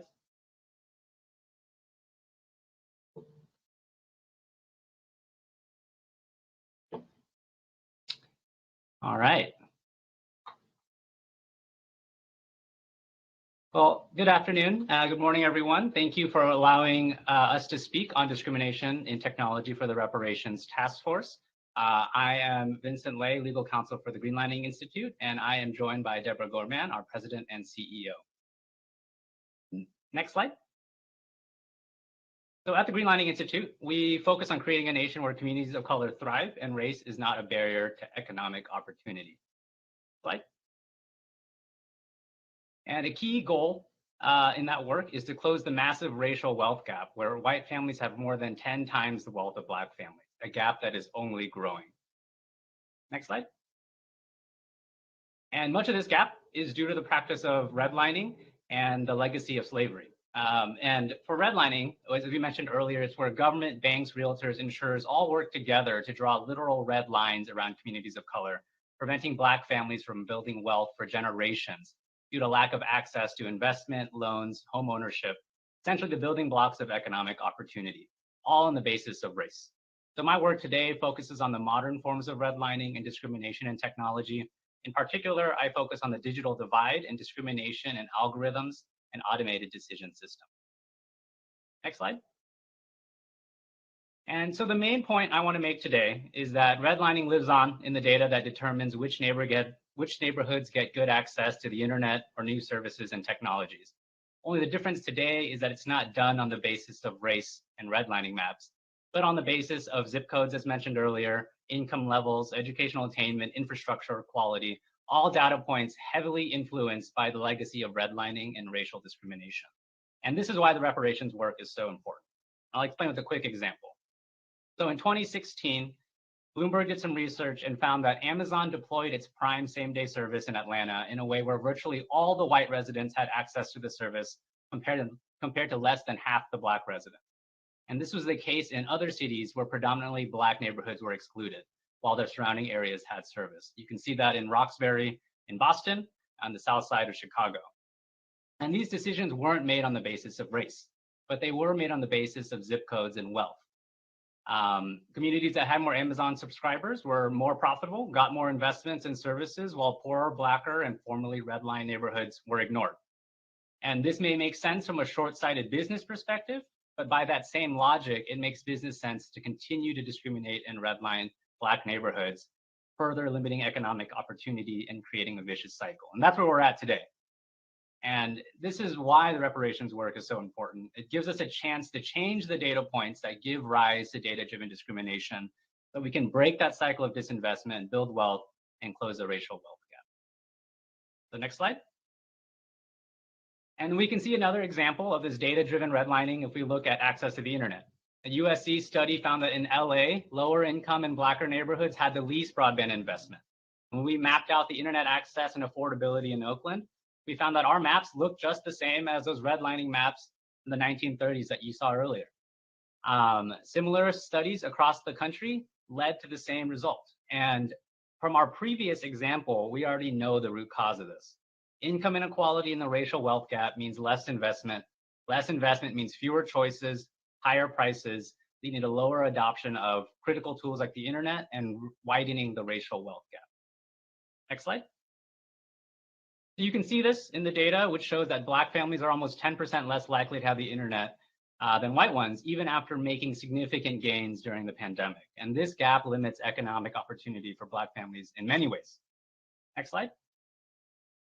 The first one is that limited digital access means lower digital skill scores. If you don't have the internet, you don't have a computer at home, then you're not going to build the skills that you need for quality, high-paying jobs. Next slide.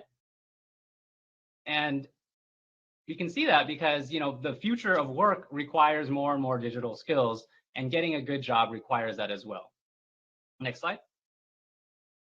And folks mentioned earlier about internet access and academic scores. Well, the digital divide really also impacts the ability of our communities to find academic success. Black teens are almost twice as likely to report that they can't finish their homework due to lack of internet or a computer. And lower internet access also means worse scores on math, science, and reading tests. Through all of these, you can see that lack of access to technology means lack of access to economic opportunity. Next slide. And the key issue is affordability. And this is something that we can address by building wealth for Black families through reparations. We also need additional policy changes. Next slide. I'm going to skip over most of these. We've made big progress in the past year in investing in broadband in California. We have a new affordability program to help folks pay for internet access. But we should do this year is focus our budget on making sure the communities that need these services actually know about them and can access them. And if we do this right, we can finally close that digital divide and ensure that internet access is not that barrier to economic opportunity. Next slide. So now I'm going to shift gears. We just talked about how data points about wealth can limit access to convenient services like Amazon Prime, as well as essential technologies like the internet. But a similar kind of data-driven discrimination can happen in many other ways through the use of algorithms and automated decisions. Slide.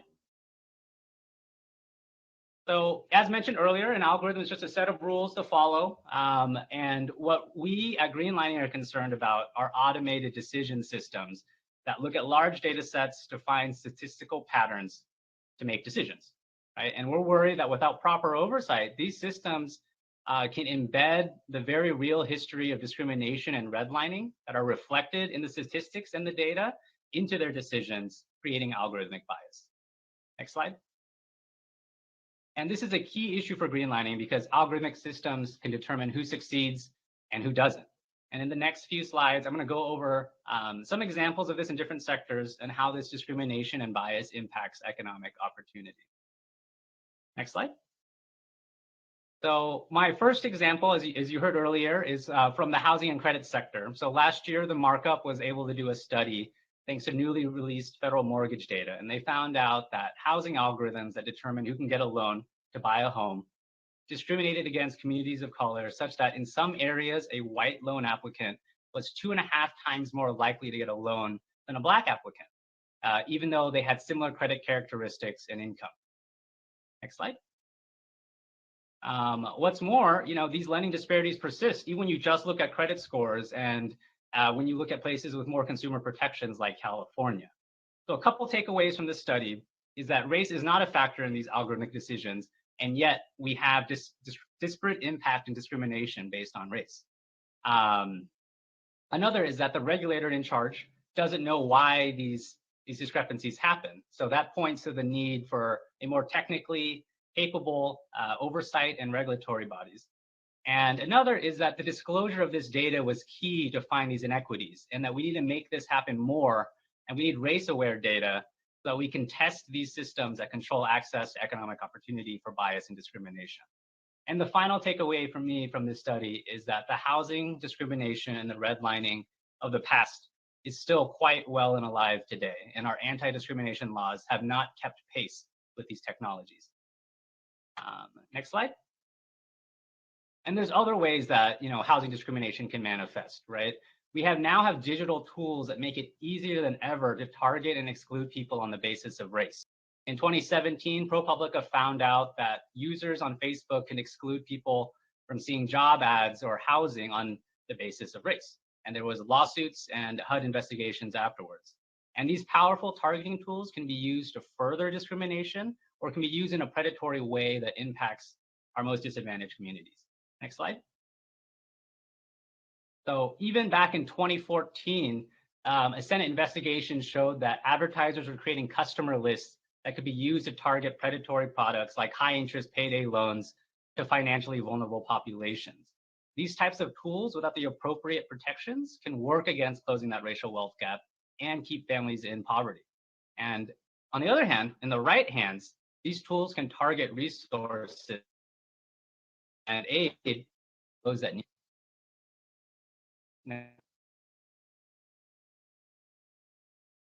Next slide. Thank you. So shifting from housing to employment, we found that employment algorithms can learn the same biases as humans, right? An algorithm trained on Amazon's hiring data learned to discriminate against women, perhaps reflecting a culture where men are more likely to be hired and promoted in tech jobs. And we know that Black people are underrepresented in tech, but we need more transparency to make sure that hiring employment algorithms aren't discriminating on the basis of protected classes like race and gender. Next slide. Another example that was talked about in the previous presentation showed, a medical algorithm that determined who had access to better care would preference white patients over sicker Black ones. And that was because white patients spent more money than Black ones. And the hospital assumed that more money meant you were sicker. While the root cause of that is the systemic inequality and discrimination that has led to Black families having lower abilities to afford and access medical care. Next slide. So I have two more examples. So beyond medical care, more and more government systems are turning to AI to determine who gets access to social programs like unemployment, child services, medical care. But many of these systems aren't properly vetted or tested before deployment, resulting in improper denials that impact communities of color the hardest. For example, in Michigan, an automated unemployment system wrongly accused tens of thousands of people of fraud, forcing them to make repayments that led families to declare bankruptcy. So one even committed suicide. The exact causes of the errors are not clear, but we need to make sure we catch these issues before we deploy the system in ways that impact communities of color. So that's why Greenlining sponsored AB 13 last year that would require government agencies to do risk assessments to make sure that this kind of discrimination and this kind of errors don't happen. Next slide. So for my final example, it concerns pricing algorithms and in particular insurance. A study from 2020 found that insurers like Allstate were using sophisticated pricing algorithms to create sucker lists, families that were that they could charge more, sometimes increasing rates by thousands of dollars more than pay on their driving risk.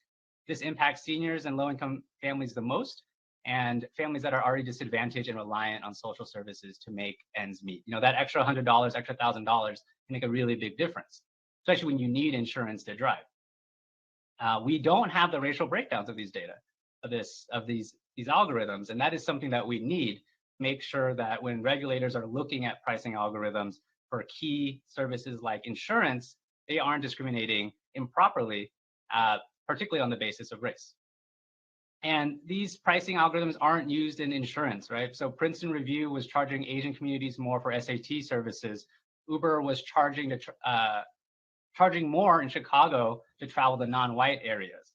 These practices are common, however, and the impact will always be felt hardest by families that are already redlined and disadvantaged.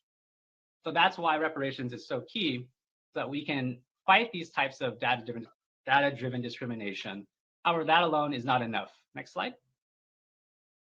You know, there's some policies that we need. We need to make sure that people know where the government is using automated decision systems that impact them. We need to make sure we test for disparate impact to make sure that these algorithms aren't discriminating. And we need disclosures of the data so that we can do that. And one thing Greenlining advocates for is race-aware data. You don't need to use someone's race to make a decision, but we should be able to test on the back end whether your decision is discriminating on the basis of race. And that also needs more technically competent regulators to do audits of these systems. And then we can update our civil rights laws and create regulatory red lines on which practices stop. And then finally, we can promote algorithmic greenlining. Next slide. So I want to end by noting that I'm a big supporter of the potential of new technologies to improve outcomes, right? We just need to make sure they're used properly. And we can see this potential using the CalEnviroscreen algorithm in California. It uses equity indicators like poverty, unemployment, exposure to pollution, and they use that to identify disadvantaged communities that are eligible for increased investment from our greenhouse gas reduction fund. With the help of this algorithm, over $4.5 billion in state funding has gone towards investments in disadvantaged communities, with a big share of that going towards low-income Black and Latino communities, build things like affordable housing, urban greening, clean energy infrastructure, and more.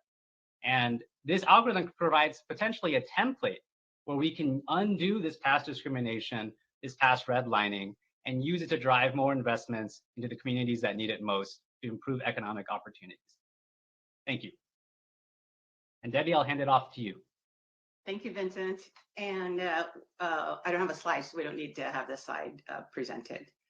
Good morning, everyone. Again, my name is Debbie Gorman. I'm the president and CEO of Greenlining. I'd like to really start by thanking Dr. Shirley Weber and the 9-member task force for your work and commitment to taking action to study, to develop the reparation proposals for Black families, with special consideration for the descendants of the enslaved, and a real advocate of the Gold Chains project at UCLA and how that's integrated with the work that you all are doing.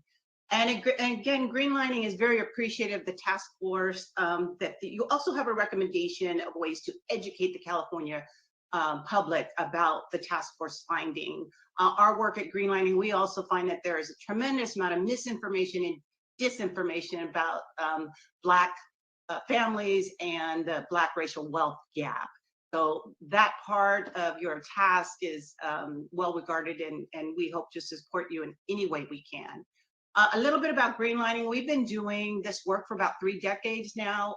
We were founded in 1993, so next year we will be celebrating 30 years of doing work that is the praxis of economic and economic equity along with racial equity, which really centers a lot of Black families and the impacts that we have felt over the decades. We have been learning from our missteps, and we've been reiterating and iterating our approaches with a deep dive into our communities of practice. So we try to be proximate as much as we can, and we listen to the community to tell us what it is that we can do to change policies and to remove discrimination and redlining.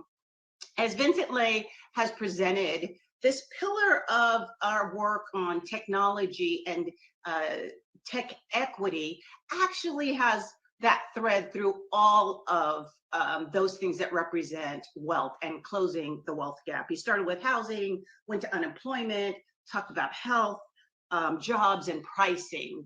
And this is tough and ongoing, tedious work.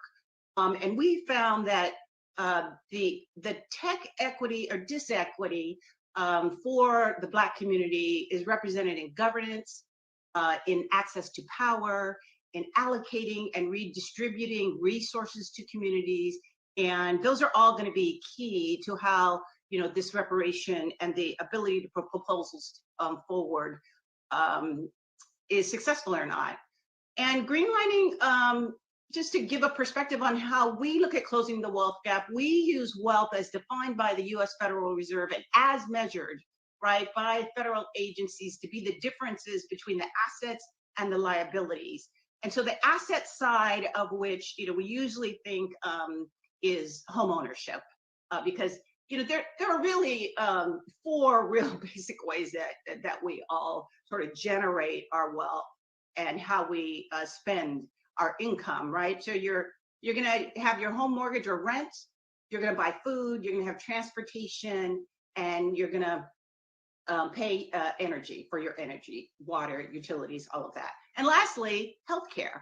So of those 4 things, there's only one way that you can actually invest in yourself, and that's in home ownership or how you pay your rent. Otherwise, which is grounded in land. Otherwise, that land ownership, you're paying your rent to somebody else. So if we're looking at sort of the assets and liabilities, then the difference is being your wealth. That gap for Black wealth versus white wealth is working on both. So with the asset side and looking at the discrimination of home ownership and any sort of income contribution, and the liabilities, the debt side. Well, guess what? Technology is the new frontier. I think you've heard from both Vincent and our previous speaker, is the new frontier for redlining. We're taking the data as our artifacts of political, economic, and racial and social racism, and we're taking that data and we're now building these algorithms that create output. So we need to have this perspective and sort of the analysis on these artifacts that we don't perpetuate redlining. Otherwise, this reparation work, we'll be doing it in 10 years again, right? So if we're closing the gap for Black communities, but we don't address technology and how it's perpetuating the redlining, we're going to be addressing that same reparations again. So I hope you see by what Vincent has presented and what we are presented, that the data and how the algorithms work is what's key. That the data disaggregated when we first got COVID, COVID hit our shores in 2019, it was for everybody. But we took that data and we disaggregated it, and we realized that Black communities and Latin communities were disproportionately impacted, right? That the data then helped us understand how we were going to solve the solution, and that it was landing on our Black communities different, and the impact was felt much wider and deeper. Right, that even though the Latinx community had larger cases, the Black community was dying more, disproportionately dying more. So data becomes so key, right? Just in that small example. And so what we've also learned that data now is, or technology is also a tool to leverage wealth, and that wealth currently exercises its power through politics, and that through the politics protects the wealth. Right, so there's that triangle: wealth, politics, power. Protect my wealth, politics, power. It's a cycle that we witnessed through Citizens United, voters' rights suppression. And so who sits at the top of that wealth cycle? If we're looking at wealth and the creation of wealth today, we see that the top mega cap companies right? So now we're just really talking about capitalism and how Black folks are deprived from that capitalism. That the top mega cap meaning that the company is over $1 trillion capitalization, are tech companies. Apple, number one, Microsoft, Amazon, Facebook, Google, Alphabet, right? And though that wealth seeks power, that power through politics that protects the wealth. So you've got tech companies now defining the way, right? When Amazon says we're going to go to $15 minimum wage, they don't need a federal law, they don't need a state law, right? Amazon of itself, $1 trillion company, is going to say we're going to raise minimum wage. And Black folks are doing a lot of that warehouse work, driving a lot of those trucks in our communities. So the technology part exists both in the data and how it's used, and also on the capital that it's building in our society, and in California in particular. Because if you look at those top five, and actually the sixth one is Tesla, Apple, California, Microsoft, Washington, Amazon, Washington, Facebook, California, Google, California, Tesla, California. Okay, so these tech companies will either perpetuate this landscape of discrimination and the wealth gap, as Vincent has presented, or reshape it. So both sides of it, I would hope that the Reparation Task Force consider how are we looking at the technology from both the capital perspective and from the data and the algorithms that are so biased against Black folks. So we at Greenlining would argue that the work that needs to be done will have to be done over if there's not a future proactive instead of a reactive look, right? We want to be sure to say, how do we redress the impact so that our wealth, we can begin to close the wealth gap. I was literally at a meeting with the U.S. Treasury and their chief of staff, and we were talking, and they were saying, well, you know, it's such a big problem that we're just going to try to make everything equitable. I said, no, you just need to work on closing that wealth gap. You just need to take that $1 that white families have and the 8 cents and move that 8 cents to 20 cents. Can you move that 20 cents to 50 cents? And we will be making progress. And I'm talking to the US Treasury, right? And then we were talking to the EPA, and then we were talking to the Department of Transportation to say, work on closing that wealth gap. Well, if y'all do the good work of reparation and closing that wealth gap, we don't want to be sitting here having not put forward proposals that also said, look, technology, this is what they're doing in terms of perpetuating that gap. That reparation solutions will not close the gap if we're continually allowing technology to widen the gap. So we see our praxis as the intersection between the economic equity, racial equity, and building wealth. And that the third component, though, is actually the climate equity, that there is environmental racism happening as well. So where we live is also been denied resources. Our water is dirtier, our land is dirtier, our air is dirtier, right? That as you begin to see like billions of dollars being allocated towards climate equity, the Justice 40 initiative is like 40% of those dollars must go to communities of color. And I guarantee you, of that 40%, Black communities represent a disproportionate larger part of those allocation of dollars. So resources are coming, but without a thoughtful racial lens, we will not be able to close this racial wealth gap. So with that, I will close because I'm looking at our time here, and we are available for future questions or any sort of input that you would like from Greenlining. So thank you very much for giving Vincent and I an opportunity to represent to you on the technology front. Thank you so much, Ms. Deborah Gorman and Mr. Vincent Lay. I truly appreciate both of you and the expert testimony you both have provided. Now we will turn to Dr. Safia Noble. Thank you. Thank you, Chair Moore, and the honorable members of the task force. I appear before you today to provide testimony based on our review of the evidence compiled at the University of California, Los Angeles Center for Critical Internet Inquiry. I should also note that I'm a descendant of enslaved Black Americans. My paternal grandmother was born into sharecropping, and she and my grandfather bought many of our relatives out of this de facto system of slavery in Mississippi. And this legacy of slavery is not in the distant past. It entrapped my grandmother in her youth, and I am the direct descendant of that experience. So this legacy informs my knowledge and my work. The task of the Reparations Task Force is not simple. The overlapping complex histories of how, where, and when racial bias, discrimination, and violence have systematically excluded African Americans from wealth creation across the state of California are many.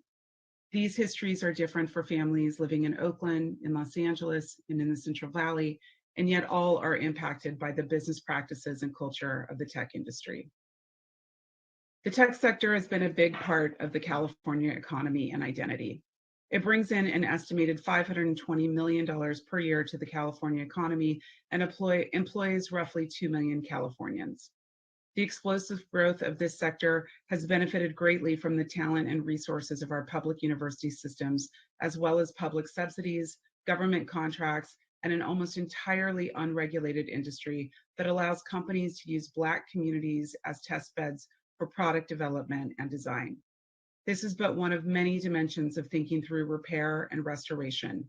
We must also consider the opportunity cost of the lack of tax revenue that the tech sector has largely avoided paying, which otherwise could have funded education, community economic development, affordable housing, and infrastructure.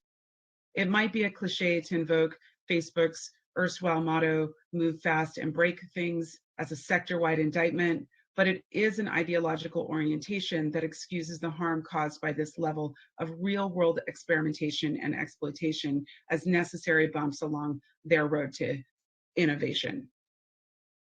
The tech sector often positions itself as a nimble solution to large intransigent problems, problems often caused by the kind of discrimination and chronic underfunding that will make up much of the task force's research mandate.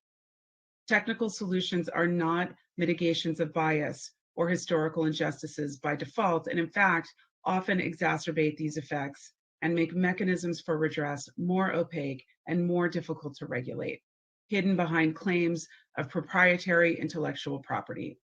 In short, approaching these problems with more tech is not the answer. Increasing accountability by the tech sector for exacerbating inequality and violations of our digital civil rights as pathways to repair must also be calculated in your research mandate. It is increasingly challenging to extrapolate the effects of technical infrastructure and the tech industry at large from larger social and economic phenomena. It is becoming less and less likely that someone is able to secure a job, access government services, fix their own equipment, manage finances, earn high school and college degrees, communicate and or gain access to information without access to the internet or without some element of algorithmically aided decision-making. It is also increasingly rare that the work of government operates outside of tech sector contracts, tying public services to private interests that do not share long-term commitment to the public good. In my own work, I have highlighted the ways in which racial and gender discrimination are part of the organizing logic of the internet, as users and technologies co-create and form social relations, and I have explored how the business interests of big tech companies are often at odds with the health, wealth, and well-being of African Americans. These technologies and the economic interests behind them are compounding factors, and as such, a substantive analysis of these industries must be part of any meaningful investigation into quantifying the economic consequences of persistent historical structural racism in California. As previous testimony before this task force have shown, systemic and structural racism permeate California's economic, social, and infrastructural systems. You have heard testimony about gentrification, official housing policy, and unofficial practice. You have heard about the long-term effects of infrastructural development that restricts movement, promotes segregation, and displaces communities, and the overrepresentation of African Americans among the unhoused population in California. Technology often allows systems to operate at a much faster speed and at a much higher scale, while also making the ability to intervene, question, or impeach more difficult. We offer here, from our center at UCLA, a non-exhaustive list of areas in which the tech industry has contributed to or benefit from racial bias and discrimination. First, according to the National Academy of Medicine, racial disparities in healthcare persist regardless of income, insurance, and severity of illness.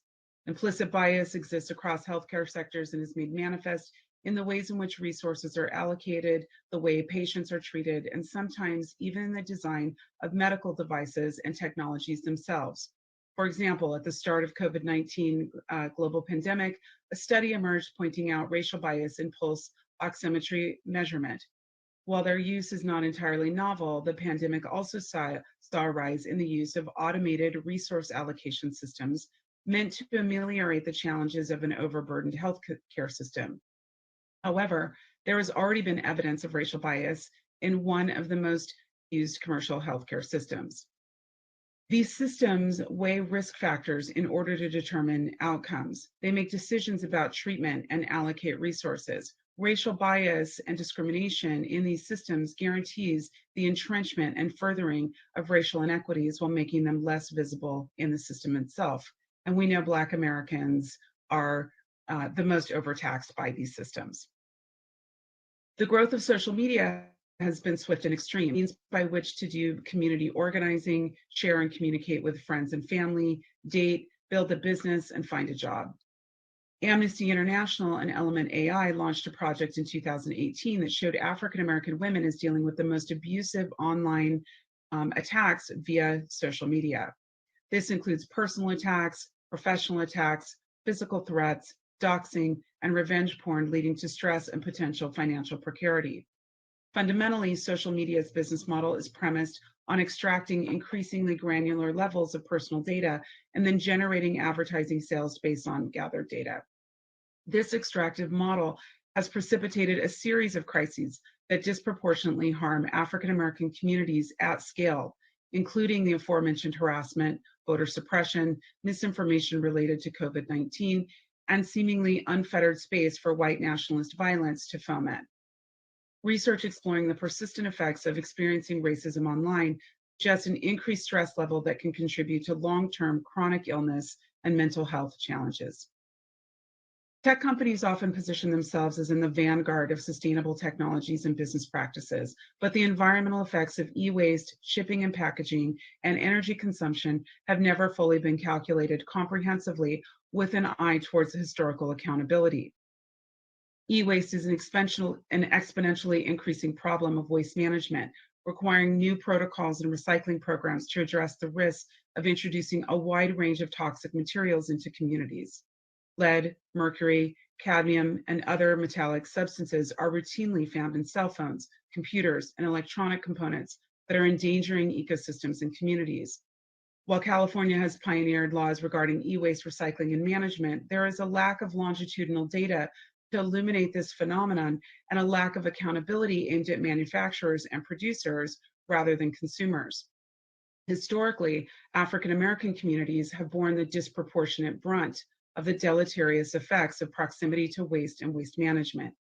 In addition, technologies such as Bitcoin rely on Bitcoin mining to produce more assets, deepening dependencies on high-powered computing.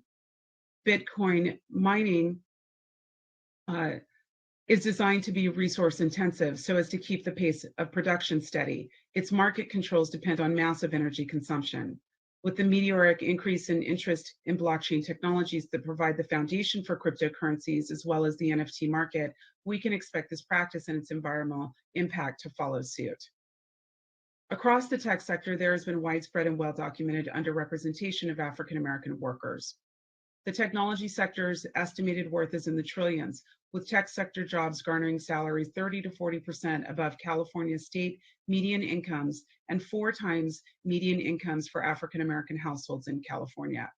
According to a 2020 Crunchbase report, African-American and Latinx entrepreneurs combined raised just 2.6 of the total venture capital funding awarded to company founders in 2020, with one of the report's authors, Marlene Orozco, emphasizing that one issue at the heart of why the existing racial wealth gap is exacerbated by historical gaps in community wealth is combined with the limited exposure and opportunities to secure capital.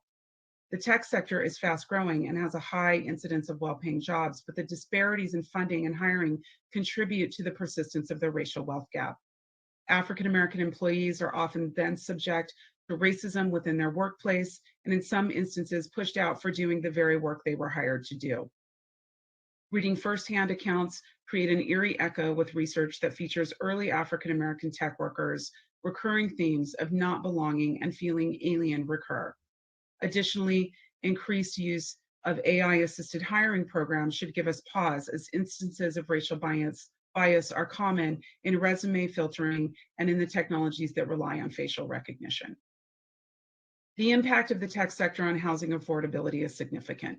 The tech sector itself has a history of drastically affecting housing affordability in its vicinity without taking surrounding communities into account. In addition, the term digital redlining has been used to describe two distinct phenomena. First, internet service providers, or ISPs, resist extending high-speed broadband into communities they do not consider potentially returning on infrastructural investment. This has far-reaching consequences, depressing access to avenues of economic opportunity, opportunities to civic engagement, access to government service, and access to education. Second, digital redlining also refers to the implementation of algorithmic systems that further predatory loan practices, surveillance advertising, and discriminatory housing practices. Instead of ameliorating bias or discriminatory practices, these products and practices exacerbate them at scale. African-American students face discrimination in all levels of education. There is extensive research on the ways in which increased surveillance, increased discipline, and suspensions contribute to the school-to-prison pipeline. The edtech industry has positioned itself to address these, as well as many other longstanding issues within the education system, through gathering and processing training data and developing products that privilege learning personalization and promise early warning signs to promote prevention. However, this is not isolated to so-called edtech, but permeates education. As in the industries discussed throughout, elements of algorithmically aided decision-making can be found across all sectors of education. One example, Todd Feather's investigation for the markup found that major universities use race as a high-impact predictor of student success, an element that both at the individual level and in the aggregate can dictate student access to resource. But the role of the tech industry is not isolated to enabling or precluding access to resources for individual students, but rather represents a larger phenomenon by which technology attracts and retains more resources for itself. Programs promoting technical literacy and procurement programs often divert much needed resources away from teacher-student education, away from investment in Black students, and further entrench students and their families into agreements with companies that compromise their privacy and may lead to other deleterious effects that require further study. It is difficult to overstate the role of tech companies in the shaping of the contemporary policing and the broader prison industrial complex. The introduction of predictive policing programs, big data programs for resource allocation, algorithmic sentencing and bail programs, surveillance technologies, forensic science and technology applications, police-worn body cameras, so-called non-lethal weapons, monitoring technologies, records management, license plate readers, etc., has transformed the way policing is done, and each and every one has had racial bias at the core of their development and implementation. Investment in technical solutions across the criminal justice system is not novel, as systems of automation and large-scale cross-system data management tools dates back to the 1970s. We are also seeing automation in background checks, facial recognition regulating building access, and a variety of unregulated AI that is beta tested on Black communities. Each of these types of carceral technology are unfairly pointed at vulnerable Black people, which are often in our neighborhoods across the state. So to sum up in closing, let me just say that California is central to the origin story of the tech industry, and so it must be understood as a powerful element in California history. We encourage considering the tech sector as an integral part of the task force's study, as it is crucial to hold companies accountable for building corporate and individual wealth through data extraction, instruments that perpetuate racial bias, and discriminatory business practices. These new and novel systems are often built on top of pre-existing structures and institutions, use data sets that are imbued with patterns and traditions of structural racism, and often replicate structures and institutions that have long and complex histories of racial injustice. African Americans have always been users of and advocates for technology. often creating new businesses, platforms, and strategies to carve out space for fostering joy, mutual aid, connection, strategy, and wealth. We implore you to recommend long-term funding to the state legislature as part of your mandate, such that longitudinal studies into the issues we have raised here today could help us realize restoration and repair for historical discrimination by and through the technology sector. I provide this testimony and I'm grateful to the support and research from my colleague at the UCLA Center for Critical Internet Inquiry, Dr. Stacy Wood. We hope that the review of this evidence will work in service of restoration and repair for Black Americans and the broader public good. Thank you. Thank you so much, Dr. Noble, for your expert testimony. So now we have 5 minutes reserved for questions from our esteemed task force members. And so I would like to provide space now for any of our task force members if they have any questions or comments or insights based on the information presented today. And I'll actually, oh, sorry, Vice Chair Brown, you're recognized. Madam Chair, members of the task force, I just want to commend all of our presenters who've given such factual, eloquent, and moving testimonies. A lot of us might have already been aware of this, but to hear this collective statement where, again, across the board, it boils down to our not being viewed as being human. We've been excluded, mistreated, and that's more reason why we should look at spending a lot of our energy lobbying to make sure that the right things are done to right the wrongs and to pay up for the egregious wrongs that have been perpetrated against African Americans. So thank you so much for our staff, the Department of Justice, and Madam Chair for the leadership you've given. Let us just hold our holt and with pit bulldog determination, state the case and follow through.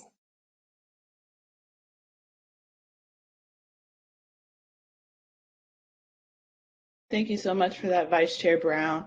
I had a question, and it's related to tech companies. So there is a diversity analytics company named Blendor that did a report on the different pledges from these different tech companies after the George Floyd uprisings.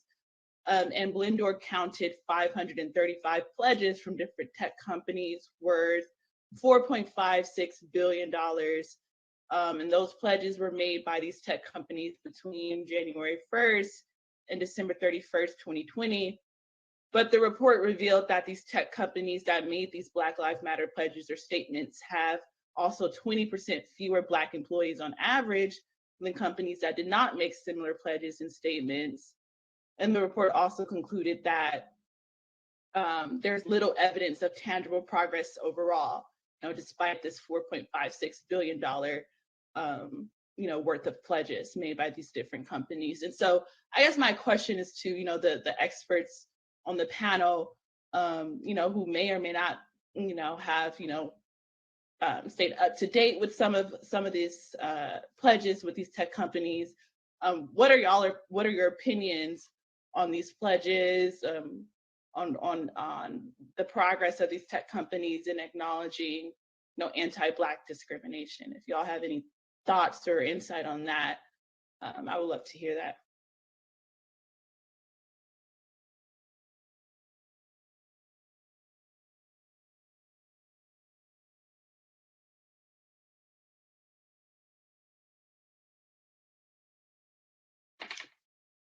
to speak up if none of my colleagues want to. I think what we know and what we have evidence of is that the tech sector broadly, at least in terms of the largest tech companies, the major actors that have been noted previously, are duplicitous at best in their pledges to support Black people and to kind of jump into the opportunity for public relations gestures.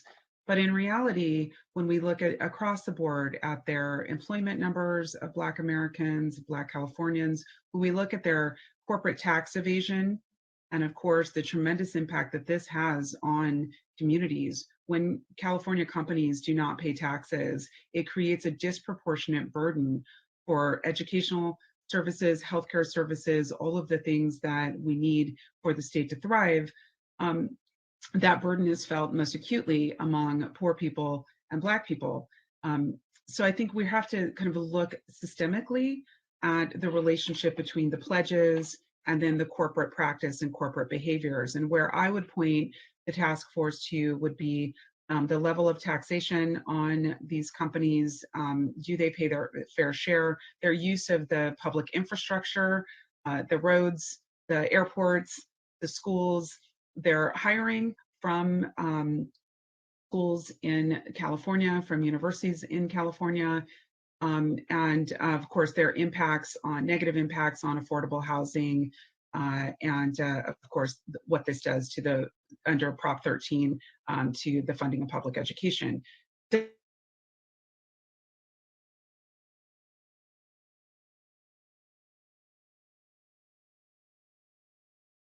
think you might have went out.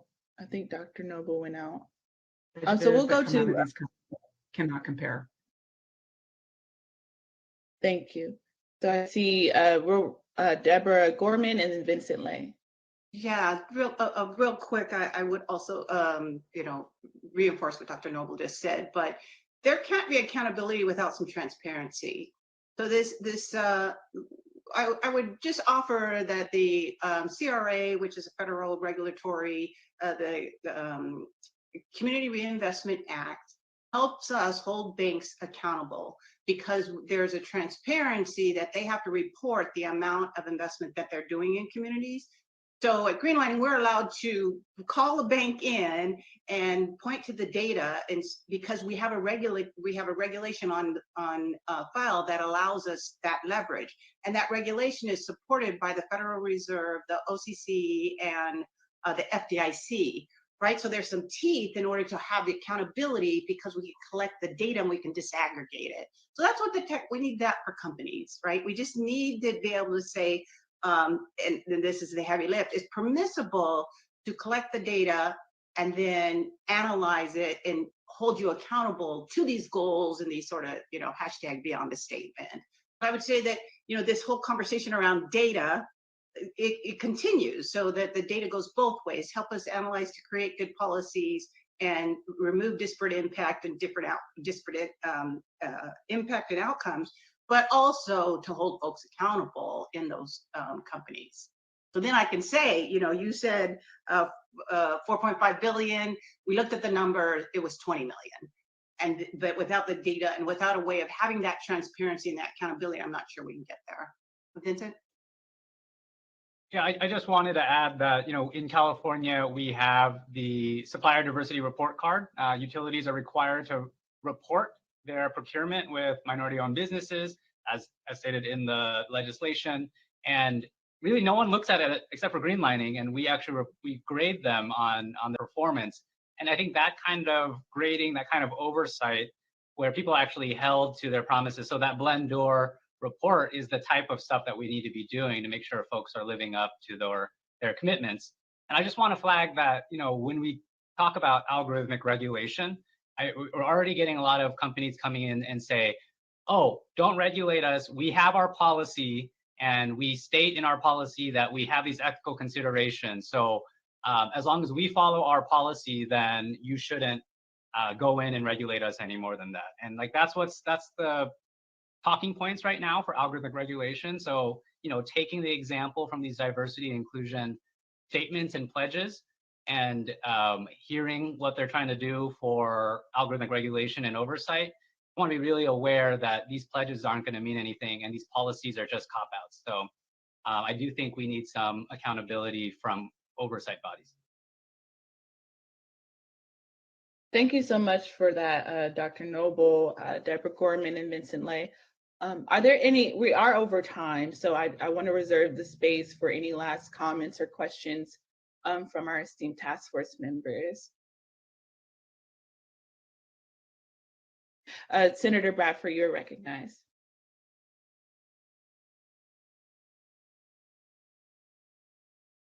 Thank you, and I appreciate the presenters and their information. I just want to respond to the fact that comment that was just made that there's no oversight.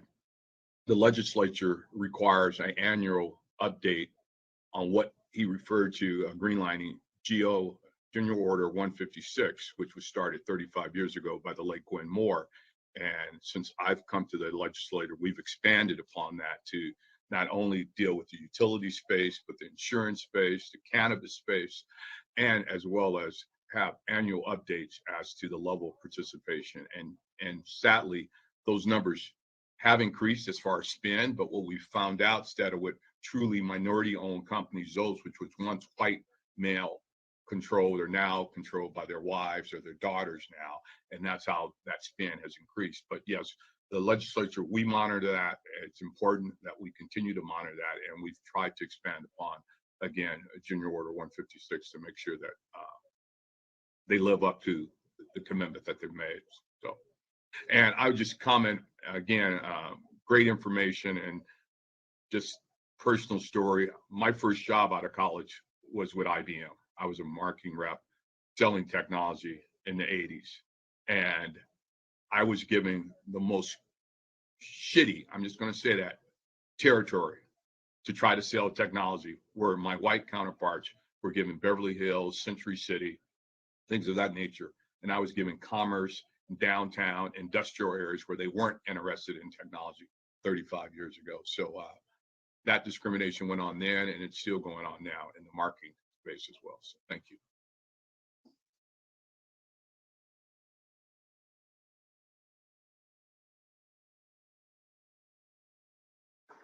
I think I've been recognized. I can't really hear Chair Moore.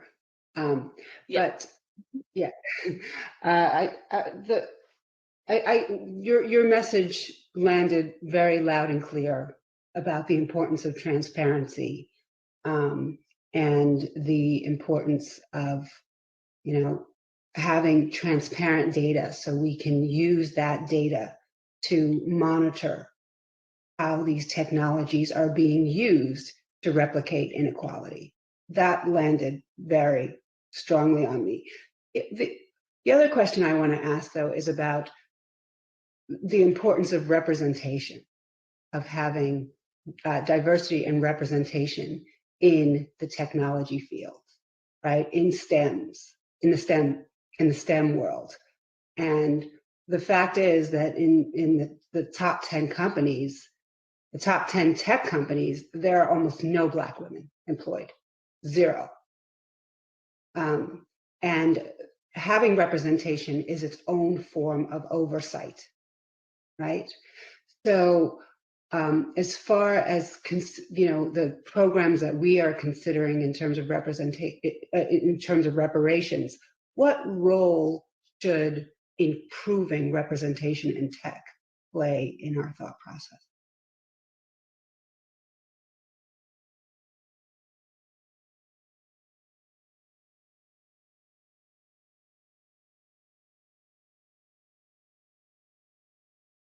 Well, let me jump in here.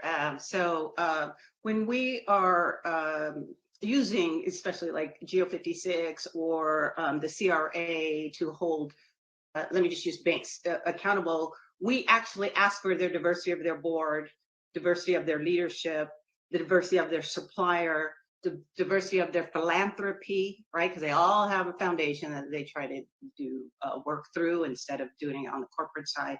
So that is one of the key ways to actually get a different perspective at the table.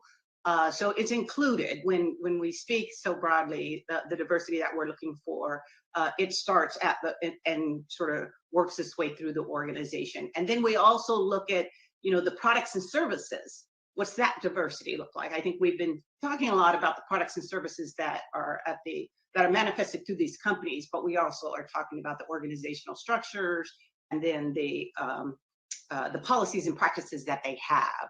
So it's a broad umbrella, and when we issue these reports, we're ticking through all of that. And I think, frankly, you're going to see the backlash, because we get quite a bit of backlash, and we're going to see this backlash when we try to put a Black woman on the Supreme Court. You're going to hear the arguments. You're going to see the arguments that is the trope that is being used by corporate America. And so I'm really fascinated to see how we try to position whichever Black woman is put forward and the shortcomings thereof, because I think that's exactly how corporate America will be looking at it.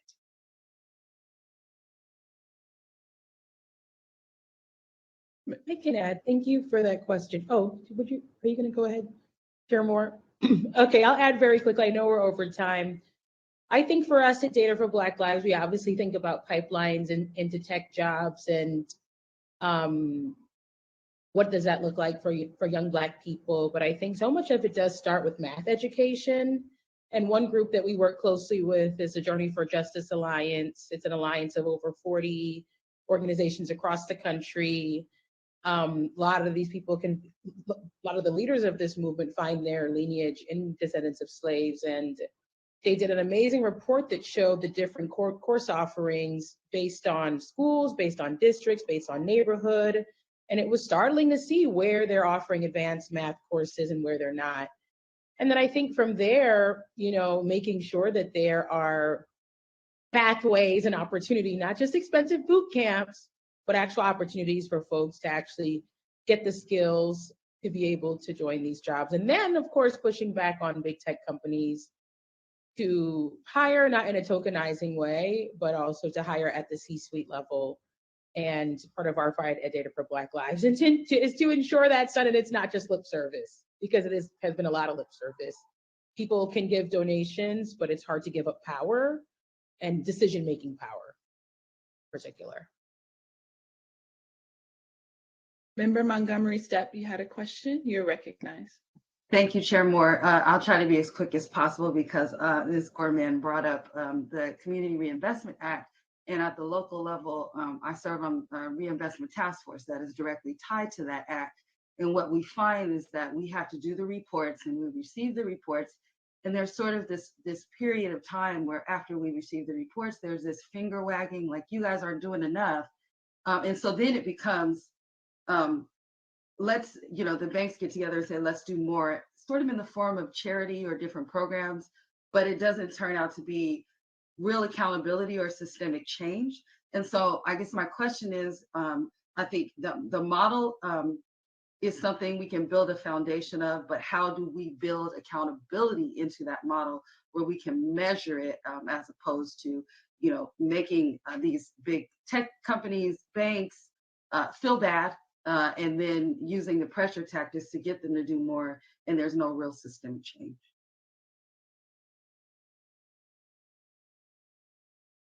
And that's for any of our presenters. Ms. Noble, do you think you can answer that question and maybe the question that was asked before? Sure. I think one of the probably most important ways that we should be thinking about the tech sector's business models is to just remember that the Black people are involved in the tech sector significantly. It is true that Black women are not represented, and there's a lot that has to do with not the lack of Black women's preparation. In many cases, in the senior management positions and in software engineering in particular, only about 5 top schools in the United States, top CS departments, serve as the pipeline. If Black women are not in the pipeline coming out of programs in those schools, and those are mostly Stanford, MIT, Carnegie Mellon, Illinois, and Berkeley, then Black women will not get hired, Black people will not get hired into those kinds of jobs. So that part of the challenge here is that we have a tremendous number. In fact, Jessica Gwynn from USA Today, the technology editor there, did a very important investigative journalism piece a few years ago that showed that there are many Black people in the pipeline for computer science and software engineering jobs, but they are at San Jose State. They are at universities that the elite computer science and engineering leadership in Silicon Valley will not hire from.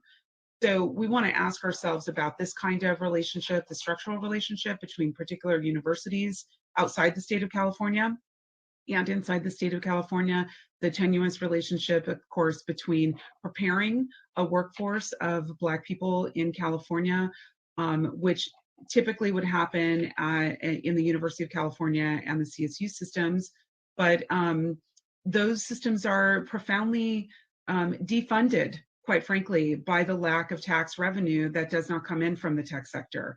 So we want to understand these like as a systems problem, I think, and not put this back on the burden that Black women themselves are not prepared. Far from it. They're actually facing discrimination at every level of preparation and a lack of support and funding. So that's an important point to make. You know, I think, you know, the broader issues maybe I've tried to kind of address here in that. I think that if I would just implore the task force to truly think about the relationship between taxation, the relationship between redlining and gentrification. All of these things are connected to each other. And again, over and over, you see Black people disproportionately harmed.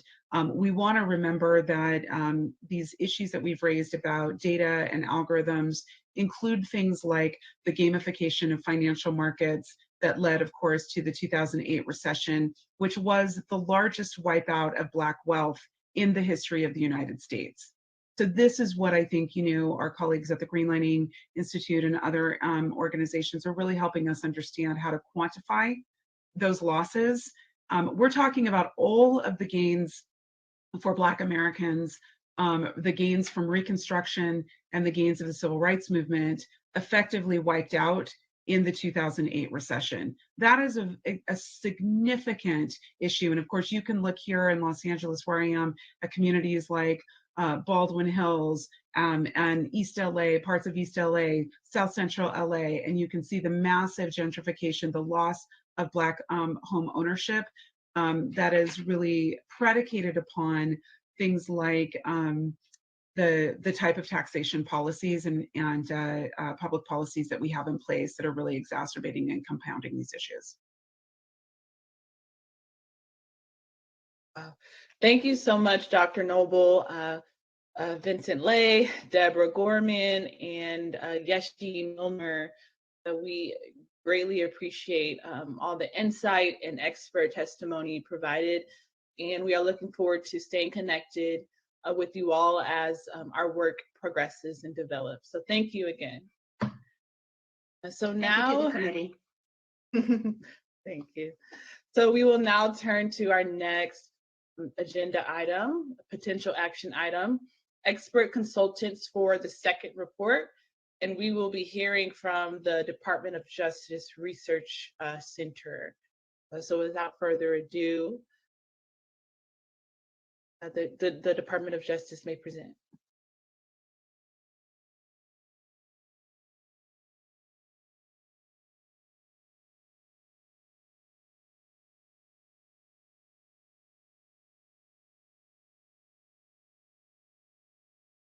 Here more, this is Aisha. I will check with Trini. I think we might have to promote the speaker from attendee. I just did. Oh, I just great. did. Perfect. Thank you, Trini.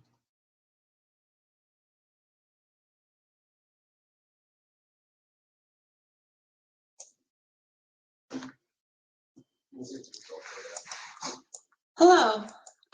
Good day, esteemed members of the AB 3121 Task Force.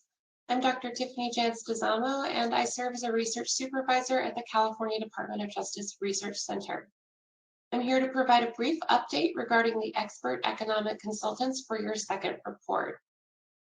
As you know, on the second day of the December 2021 public hearing, the task force directed the Department of Justice to reach out to Professor Sandy Darity to gauge his interest and availability in convening a team of economists to address subsections E, how reparations are to be calculated, and subsection F, the instrumentalities for reparation distribution, of Section 3, Government Code 8301.1, which was instituted by Assembly Bill 3121. During this conversation and subsequent conversations, members of the task force requested the DOJ reach out to a number of economists and scholars to gauge interest in participating in a consulting group to address subsections E and F. The DOJ Research Center got to work immediately, reaching out and engaging in conversations with requested economic scholars over the course of December and January. We were able to contact all scholars requested by task force members. Of the scholars we contacted, we are pleased to inform the task force that the following scholars have expressed interest in and potential availability for contributing to a collaborative economics consulting team. Professor Sandy Darity from Duke University, Professor Bill Spriggs from Howard University, Professor Thomas Kramer from the University of Connecticut, Professor Kesia Campbell from Pierce College in California, and folklorist and author Kirsten Mullen. The task force's direction, the department can issue letters of retention for the aforementioned scholars and request that they work on a scope of work proposal that covers a general approach or multiple approaches to addressing subsections E and F of Government Code 8301.1 on behalf of the task force, along with providing a timeline of deliverables. The scope of work would of course need to be presented, discussed, and voted on in a future meeting of the task force. And so in order to help develop the scope of work, the task force suggests that, or the department suggests that the task force consider designating one member of the task force or creating an advisory committee of 2 task force members to work with the department and the economics consulting group to coordinate this effort. Thank you for your time. We look forward to your continued direction and any questions you might have.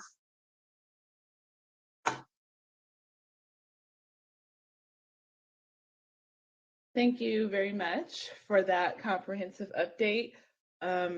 We have 10 minutes until lunch, and so I will leave this space for task force members to ask any questions, provide any comments or insights based on the information that we just received.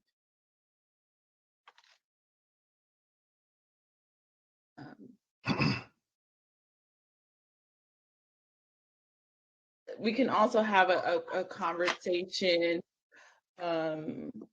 as to Tiffany's suggestion, right, as to whether we want to, appoint one member or create an advisory committee that will work alongside these teams of economists if we decide to approve them.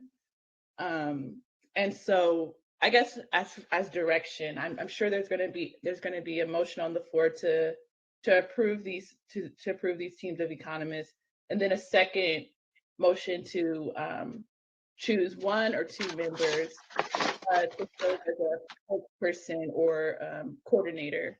And so I'll just repeat the names that Tiffany just mentioned. So Bill Spriggs or William Spriggs, he was one of our expert witnesses at our panel, at our hearing in October. And so was Thomas Kramer, Kesia Campbell, and then of course Sandy Darity and Kristen Mullen. Do y'all have any comments or about these people in particular? If not, I think in the interest of time, we can just put the motions on the floor and move the agenda along. Member Grills, you're recognized. Oh, Yeah. sorry, Member Grills, you're recognized. Thank you. I just want to get some clarification. So is the recommendation for us to consider a team, and this team would consist of Darity, Spriggs, Kramer, Campbell, and Mullins? Or is it that all of them are being considered for a decision to be made about one of them and then one of them pulling together a team? I'm not clear. That for Member Grills. Yes, the recommendation was based on the direction we had received in in December, which was to create a collaborative team. That is the inquiry that we sent to the scholars listed, whether they would be interested in participating in a collaborative team. And that is the inquiry to which they responded in the affirmative. So it would be a team of scholars. At this point, we can receive direction to have letters of retention, which can precede a formal contract in the event that you decide to reject the scope of work at a later date. We can cease to move forward with the contracting process. Alternatively, we can move forward with the contracting process if you would like. And so the people that are listed here are all economists, with the exception of Kirsten Mullins? The people who are mentioned here are mostly economists. I will note that Professor Thomas Kramer is a professor of public policy and his training is in political science. Though he has some experience calculating reparations, as you saw in the testimony. And then Kirsten Mullen, as you noted, is not an economist, she is a folklorist and author. And so what are we using as criteria for qualifying to be part of a panel of economists, and we have people who don't have a background in economics? I can see the argument for Professor Kramer, but I'm unclear about for Mrs. Mullen. Yes, If I could, go ahead, sorry. I'm sorry, if I could interject. Member Grills, my understanding is that the names that were offered in this group were offered by members of the task force. So ultimately, the task force would determine, based on the qualifications of these individuals, whether they choose to issue retention letters to those individuals to be part of this collaborative team. So I think that's kind of the genesis of why these people were selected. They were selected by one or more individuals from the task force. And then for this group of economics panel of folks, is there someone who will be designated as like the lead person who's organizing the entire process that they're going to undertake? I believe that, and that this kind of goes to part two of what the options that you're presented with today. If there's an advisory committee formed from the task force, then you all can make that decision and even designate which of the individuals who you choose to retain should serve in that capacity.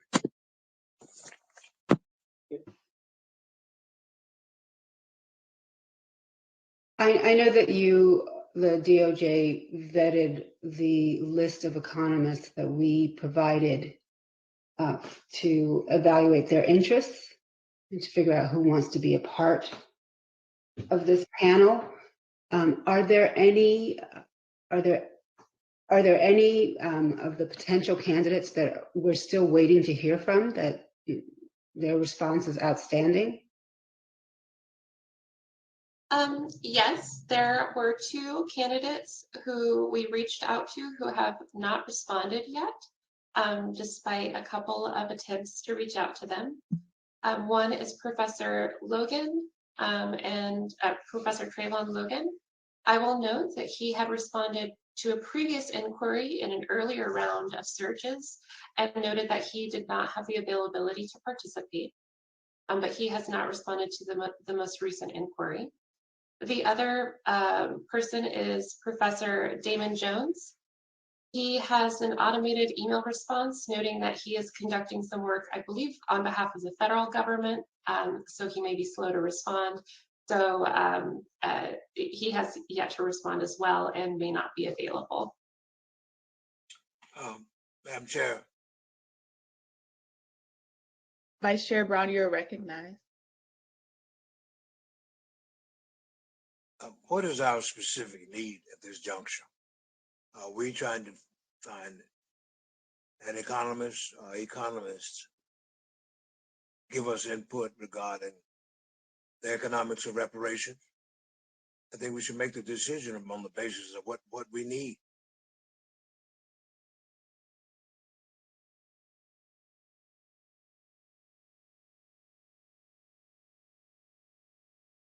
So just to again clarify to Dr. Brown's point, this team has been tasked with satisfying sections E and F, which again detail how reparations will be calculated and the instrumentalities of how reparations would be distributed.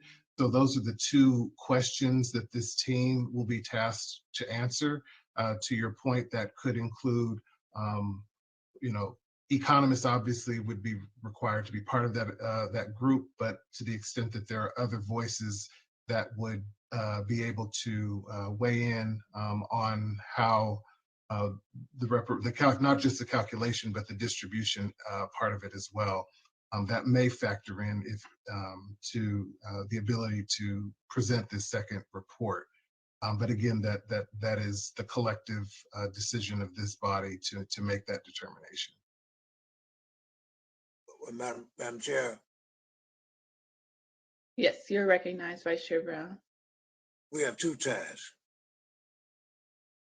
One is to determine the economics of reparations, and two, whom do we deem worthy of receiving?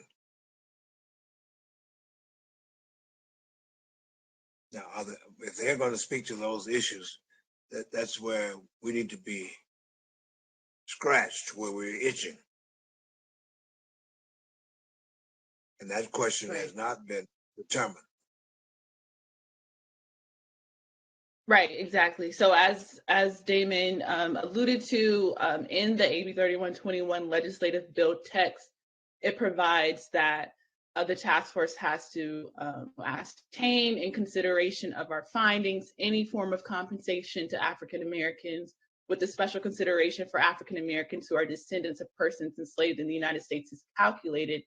And in addition to that, we must also, ascertain what form of compensation should be awarded, through what instrumentalities, and who should be eligible for such compensation. And so the economic consultant or economic consultant team would be tasked with assisting the task force with ascertaining those 2 points. So it seems as if what's on the floor is, and please clarify, Tiffany or Damon, that we, either vote to send out letters of retention for these people that you identified, and or did you say instead of just sending out letters of retention, we could vote to just contract with them without sending that letter? Is that what I heard? If not, please correct me if I'm wrong. Wanted to make clear what the recommendations are from the research office. Yes, to clarify, the option presented originally was to approve retention letters going to the aforementioned scholars. An alternative option is to approve moving forward with a contracting process before the scope of work is presented. The original proposal was the letters of retention, and then following the presentation of a scope of work, the task force could decide if they'd like to move forward with a contract and approve the scope of work. Did that answer your question? Yes. So I just would like to ask another follow-up question, just so I'm clear. So there's 2 alternatives. It's either we vote to send out letters of retention to the aforementioned scholars, wait for them to come up with the scope of work, they'll come back, and then we approve it or we don't approve it. And then the other alternative is kind of skipping sending out the letter of retention, voting to hire the aforementioned scholars before we see a scope of work? Is that what you're saying? Yes, I'll note that I am a researcher and not an attorney, so letters of retention may still be issued. The second alternative is you voting to move forward with the contracting process before seeing the scope of work. So I believe that we would advise on the former option, where you vote to provide retention letters and then decide if you'd like to move forward with this group of scholars following a successful presentation of the scope of work. But ultimately is the task force's decision. Madam Chair. Yes, Vice Chair Brown, you're recognized.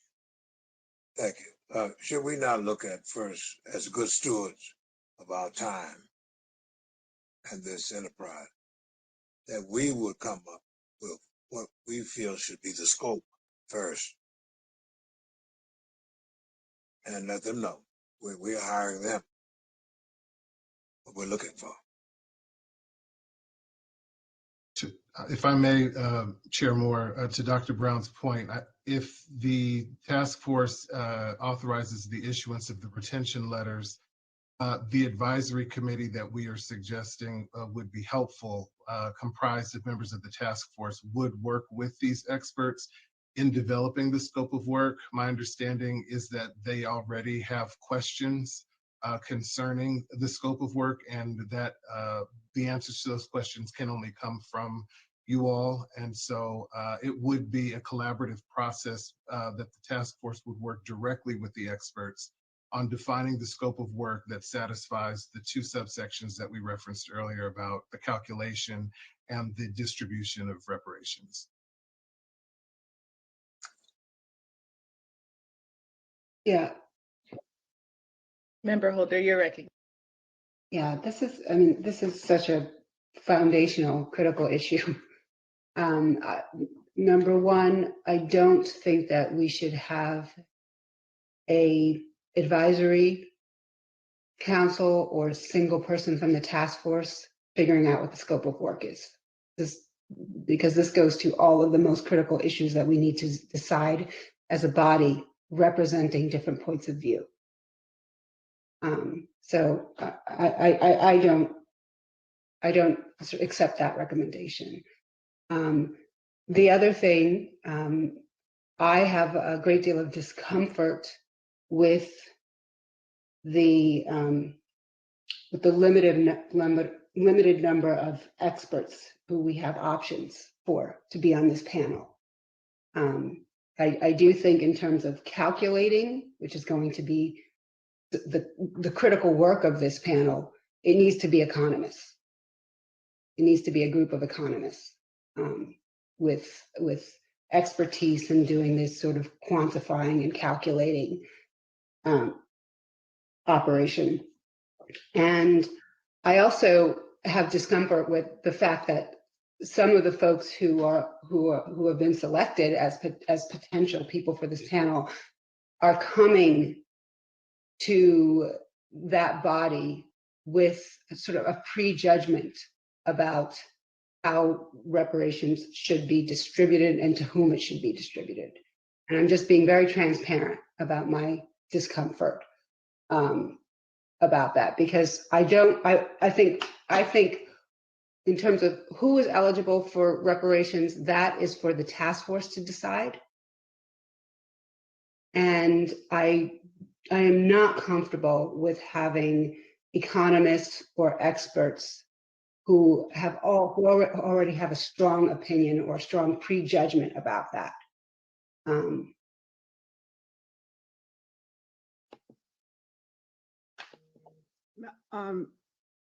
Member Holder, can you hear me? We can hear you. Yes, Madam Chair, I wanted to give her some information. My screen keeps going off. You can make a motion based on what you're asking for, and then the members can act accordingly to your motion by either seconding the motion, having discussion with respect to your concerns, and then moving on that. That's just one option that you have at this moment. Okay. Madam Chair. Member Holder, I didn't want you to be cut off. Were you speaking? And then we'll go to Vice Chair Brown. Well, if I was going to craft a motion right now, it would be a motion around giving us time to specifically discuss the points that I just made regarding the sufficiency of the individuals identified for this panel,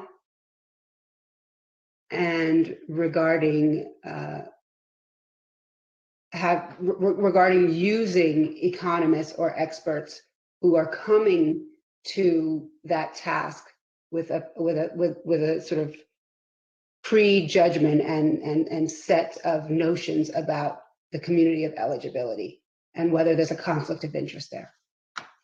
So I would move to just have to make space for a discussion on those points. Madam Chair, before we get a motion, please, let's back up. We were to, as a task force, based on our knowledge, our involvement in this state, come up with a sensible, logical, reasonable statement of the harm that's been done. That's our task. Then number two, you do have to have the practitioners, the experts, to work with us on the howness in terms of giving relief for this harm. You will need economists. And the other issue is who is to be considered for reparations.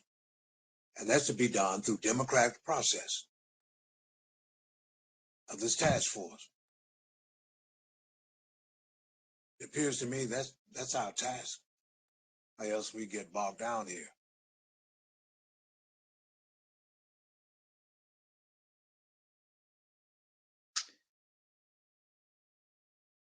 Okay, Madam thank Chair. you. Yes, Madam- sorry, go ahead. Yes, Member Holder has placed a motion on the floor, and yes, and you have to entertain her motion as to whether or not it will be seconded and then discussed and voted on. Thank you, Parliamentarian Johnson. That's what I was going to do, to carry the motion. Can you please restate the motion? I wrote it down. So basically the motion on the floor is to set out time to discuss these points of whether to approve retention letters, and the discussion will talk about the sufficiency of the individuals identified, and a discussion on using economic experts in them coming into the work with any prejudgments, and whether that constitutes a conflict of interest. Does that encapsulate your motion, Member Holder? If not, I would just respectfully ask you to restate it so that we can move the conversation along. I think that sufficiently encapsulates the motion. I can try and tighten it up a little bit, but the bottom line is the motion is to have to do a deeper dive into the 5 individuals that have been identified as the potential panel, and whether any or all of those individuals could potentially have a conflict of interest in terms of carrying out the task force's directives in terms of the scope of work. Is there a second?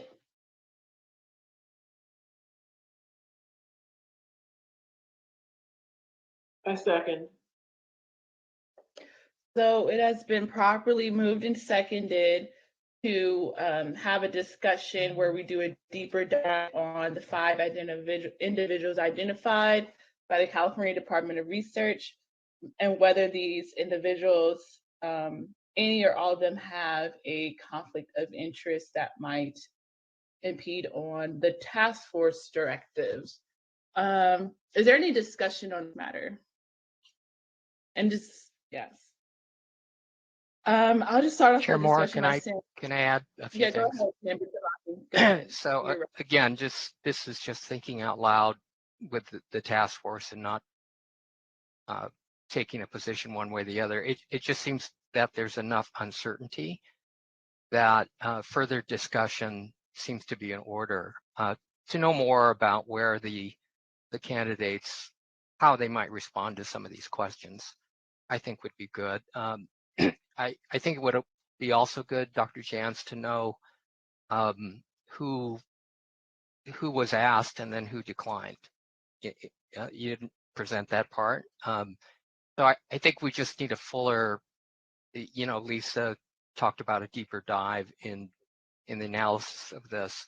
And in the process, I think the discussion will come out about what Dr. Brown says about the class of eligibility, because it's necessarily connected to that. So if the motion amounts to let's set aside the time necessary to make sure that we've got the right experts who will be objective enough and expert enough to serve the task force in terms of what their directives are. I think if I'm understanding the motion, that seems to make some sense to me. I have a parliamentary procedural question for Parliamentarian Johnson. So is it possible for us to kind of reserve the balance of this discussion after the motion to unfinished business tomorrow? Or would this have to be, itemized as an agenda item for our next hearing? And well, this item is set for action. So it is as part of the presentation, it says possible action. So you're in order to take action. And as such, you can defer it to unfinished business tomorrow because it's already it's on the agenda with respect to the presentation that was made. As it's agendized, it says with possible action. So if that's what you prefer to do, you can have. Okay, thank you, Parliamentarian John, for that. Vice Chair Brown, you're recognized. I just want to be mindful that we're 17 minutes into the lunch hour. So, Vice Chair Brown. I would move that we take. But there's a motion on the floor already. Sorry, you were going out. I didn't hear you. I give substitute motion that we move to put this item on the agenda tomorrow for action. Okay, you want to, Mr. Vice Chair, you want to just table it until the time certain. So you can move to table it until unfinished business. And you don't have to, no discussion, you just vote on the table and move on. Okay. Okay, so that way it takes precedence over any other motion. Just move the table. Yeah, I move the table until tomorrow for action. Okay. Okay, is there a second? Okay, it's been properly moved and seconded. It's just, you just vote on it, okay? Okay, so Parliamentarian Johnson, may you please cue a roll call vote? Yes, Madam Chair, we're voting on the motion to table it to a time certain tomorrow at unfinished business. Your vote, Madam Chair? Aye. Madam Chair votes aye. Vice Chair Brown. Aye. Vice Chair Brown votes aye. Member Bradford. Aye. Member Bradford votes aye. Member Grills. Aye. Member Grills votes aye. Member Holder.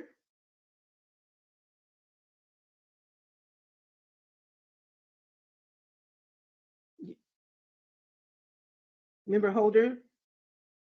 Aye. Oh, okay. Member Jones Sawyer. Okay. Member Lewis. Aye. Member Lewis votes aye. Member Tamaki. Aye. Member Tamaki votes aye. Member Montgomery Stepp. Aye. Member Montgomery Stepp votes aye. Madam Chair, 8 members voted. There were 8 ayes, no nays. Thank you, Parliamentarian Johnson. There are 8 ayes and 0 nays. So the aye has it and the motion carries. We will continue this discussion tomorrow under the unfinished business portion. Okay, so it is 12:20. Thank you all members of the public and esteemed task force members for your patience. So we will reconvene back at 1 p.m. for the discussion on community of eligibility with our esteemed guest, Secretary of State, Dr. Shirley Weber. Thank you.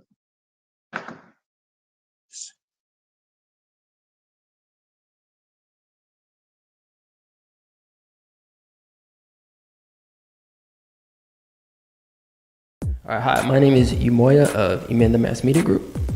And I'm Kim, the other half of ETM Media Group. We're a Sacramento-based digital advocacy agency that was born to fight for reparations. We've actually been following the AB 3121 bill that was authored by Dr. Shirley Weber and also Secretary of State, Dr. Shirley Weber. Yes, and then it was signed into law by Governor Gavin Newsom, creating the first in the nation reparations task force that is put in place to study and develop reparations proposals for African Americans. Now, I think you actually did a testimony, right, at the Capitol? I did. The first AB 3121 hearing that was held here in Sacramento. I did have the opportunity to tell my truth and testify. All right, so I think we have a clip, so let's go to it. Since that, Dr. Weber states and my ADOS counterparts here, but I also have a story of more of a personal nature. Now, you say we've got time here, but no, seriously, if they're not going to the establishment, if you will, not going to give us an opportunity to, make livable wages and to flourish in this American society. I once believed in the American dream. I've been looking for a job that pays a livable wage for the last 7 years, and 3 of those have been with the city of Sacramento. I pass all of their tests and, go through all of the, hoops that you're supposed to go through, and I just sit on those lists, and I never get a call. So when the Creative Edge economy came to town, it was a grant application that they were looking for from the city, from creatives. I put in a pitch for a film community with local initiatives because nothing like that existed in Sacramento. So, I provided them with the intel to put this whole city office together, which they did. I didn't even have the opportunity to interview for the position. And of course it went to, a white lady, which is pretty typical in the city of Sacramento. So again, if we're not going to get the opportunity to compete on a competitive economic level, then we need reparations, or it's going to be extinction for the Black race at this point. So thank you. Thank you. All right, so we are back. Also to raise awareness, Emenda Mass Media Group, we are in pre-production and working on a great film titled Reparations Now. Don't we have a trailer for that? We do. So let's take a look. Yep, let's do it.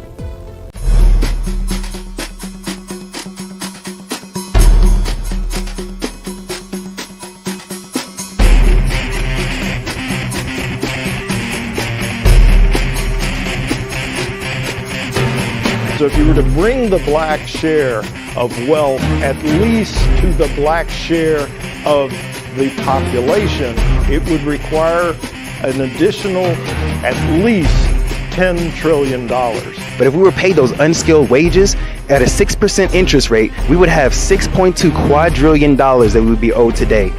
Reparations is the key. The story, have black folks come and talk about what kind of hell they live and have people have to listen.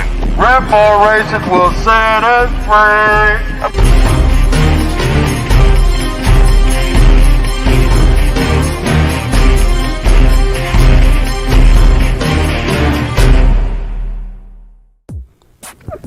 Wow, that was powerful. Yeah, that was powerful. Yeah, we actually got a grant from the City of Sacramento Film Office to help produce this documentary, Reparations Now. But the thing is, fam, it is a reimbursement grant. So we've got to come up with the money first in order to get those grant kickbacks in the amount of $7,500. Exactly. So in order to do that, we're actually raising funds through a GoFundMe campaign right now, and we would greatly appreciate any effort that you can contribute to the Reparations Now documentary. We're going to try to actually put the link somewhere in this video, or maybe somewhere in the subscription, or I believe if you click on the video, it'll be able to take you to the GoFundMe campaign.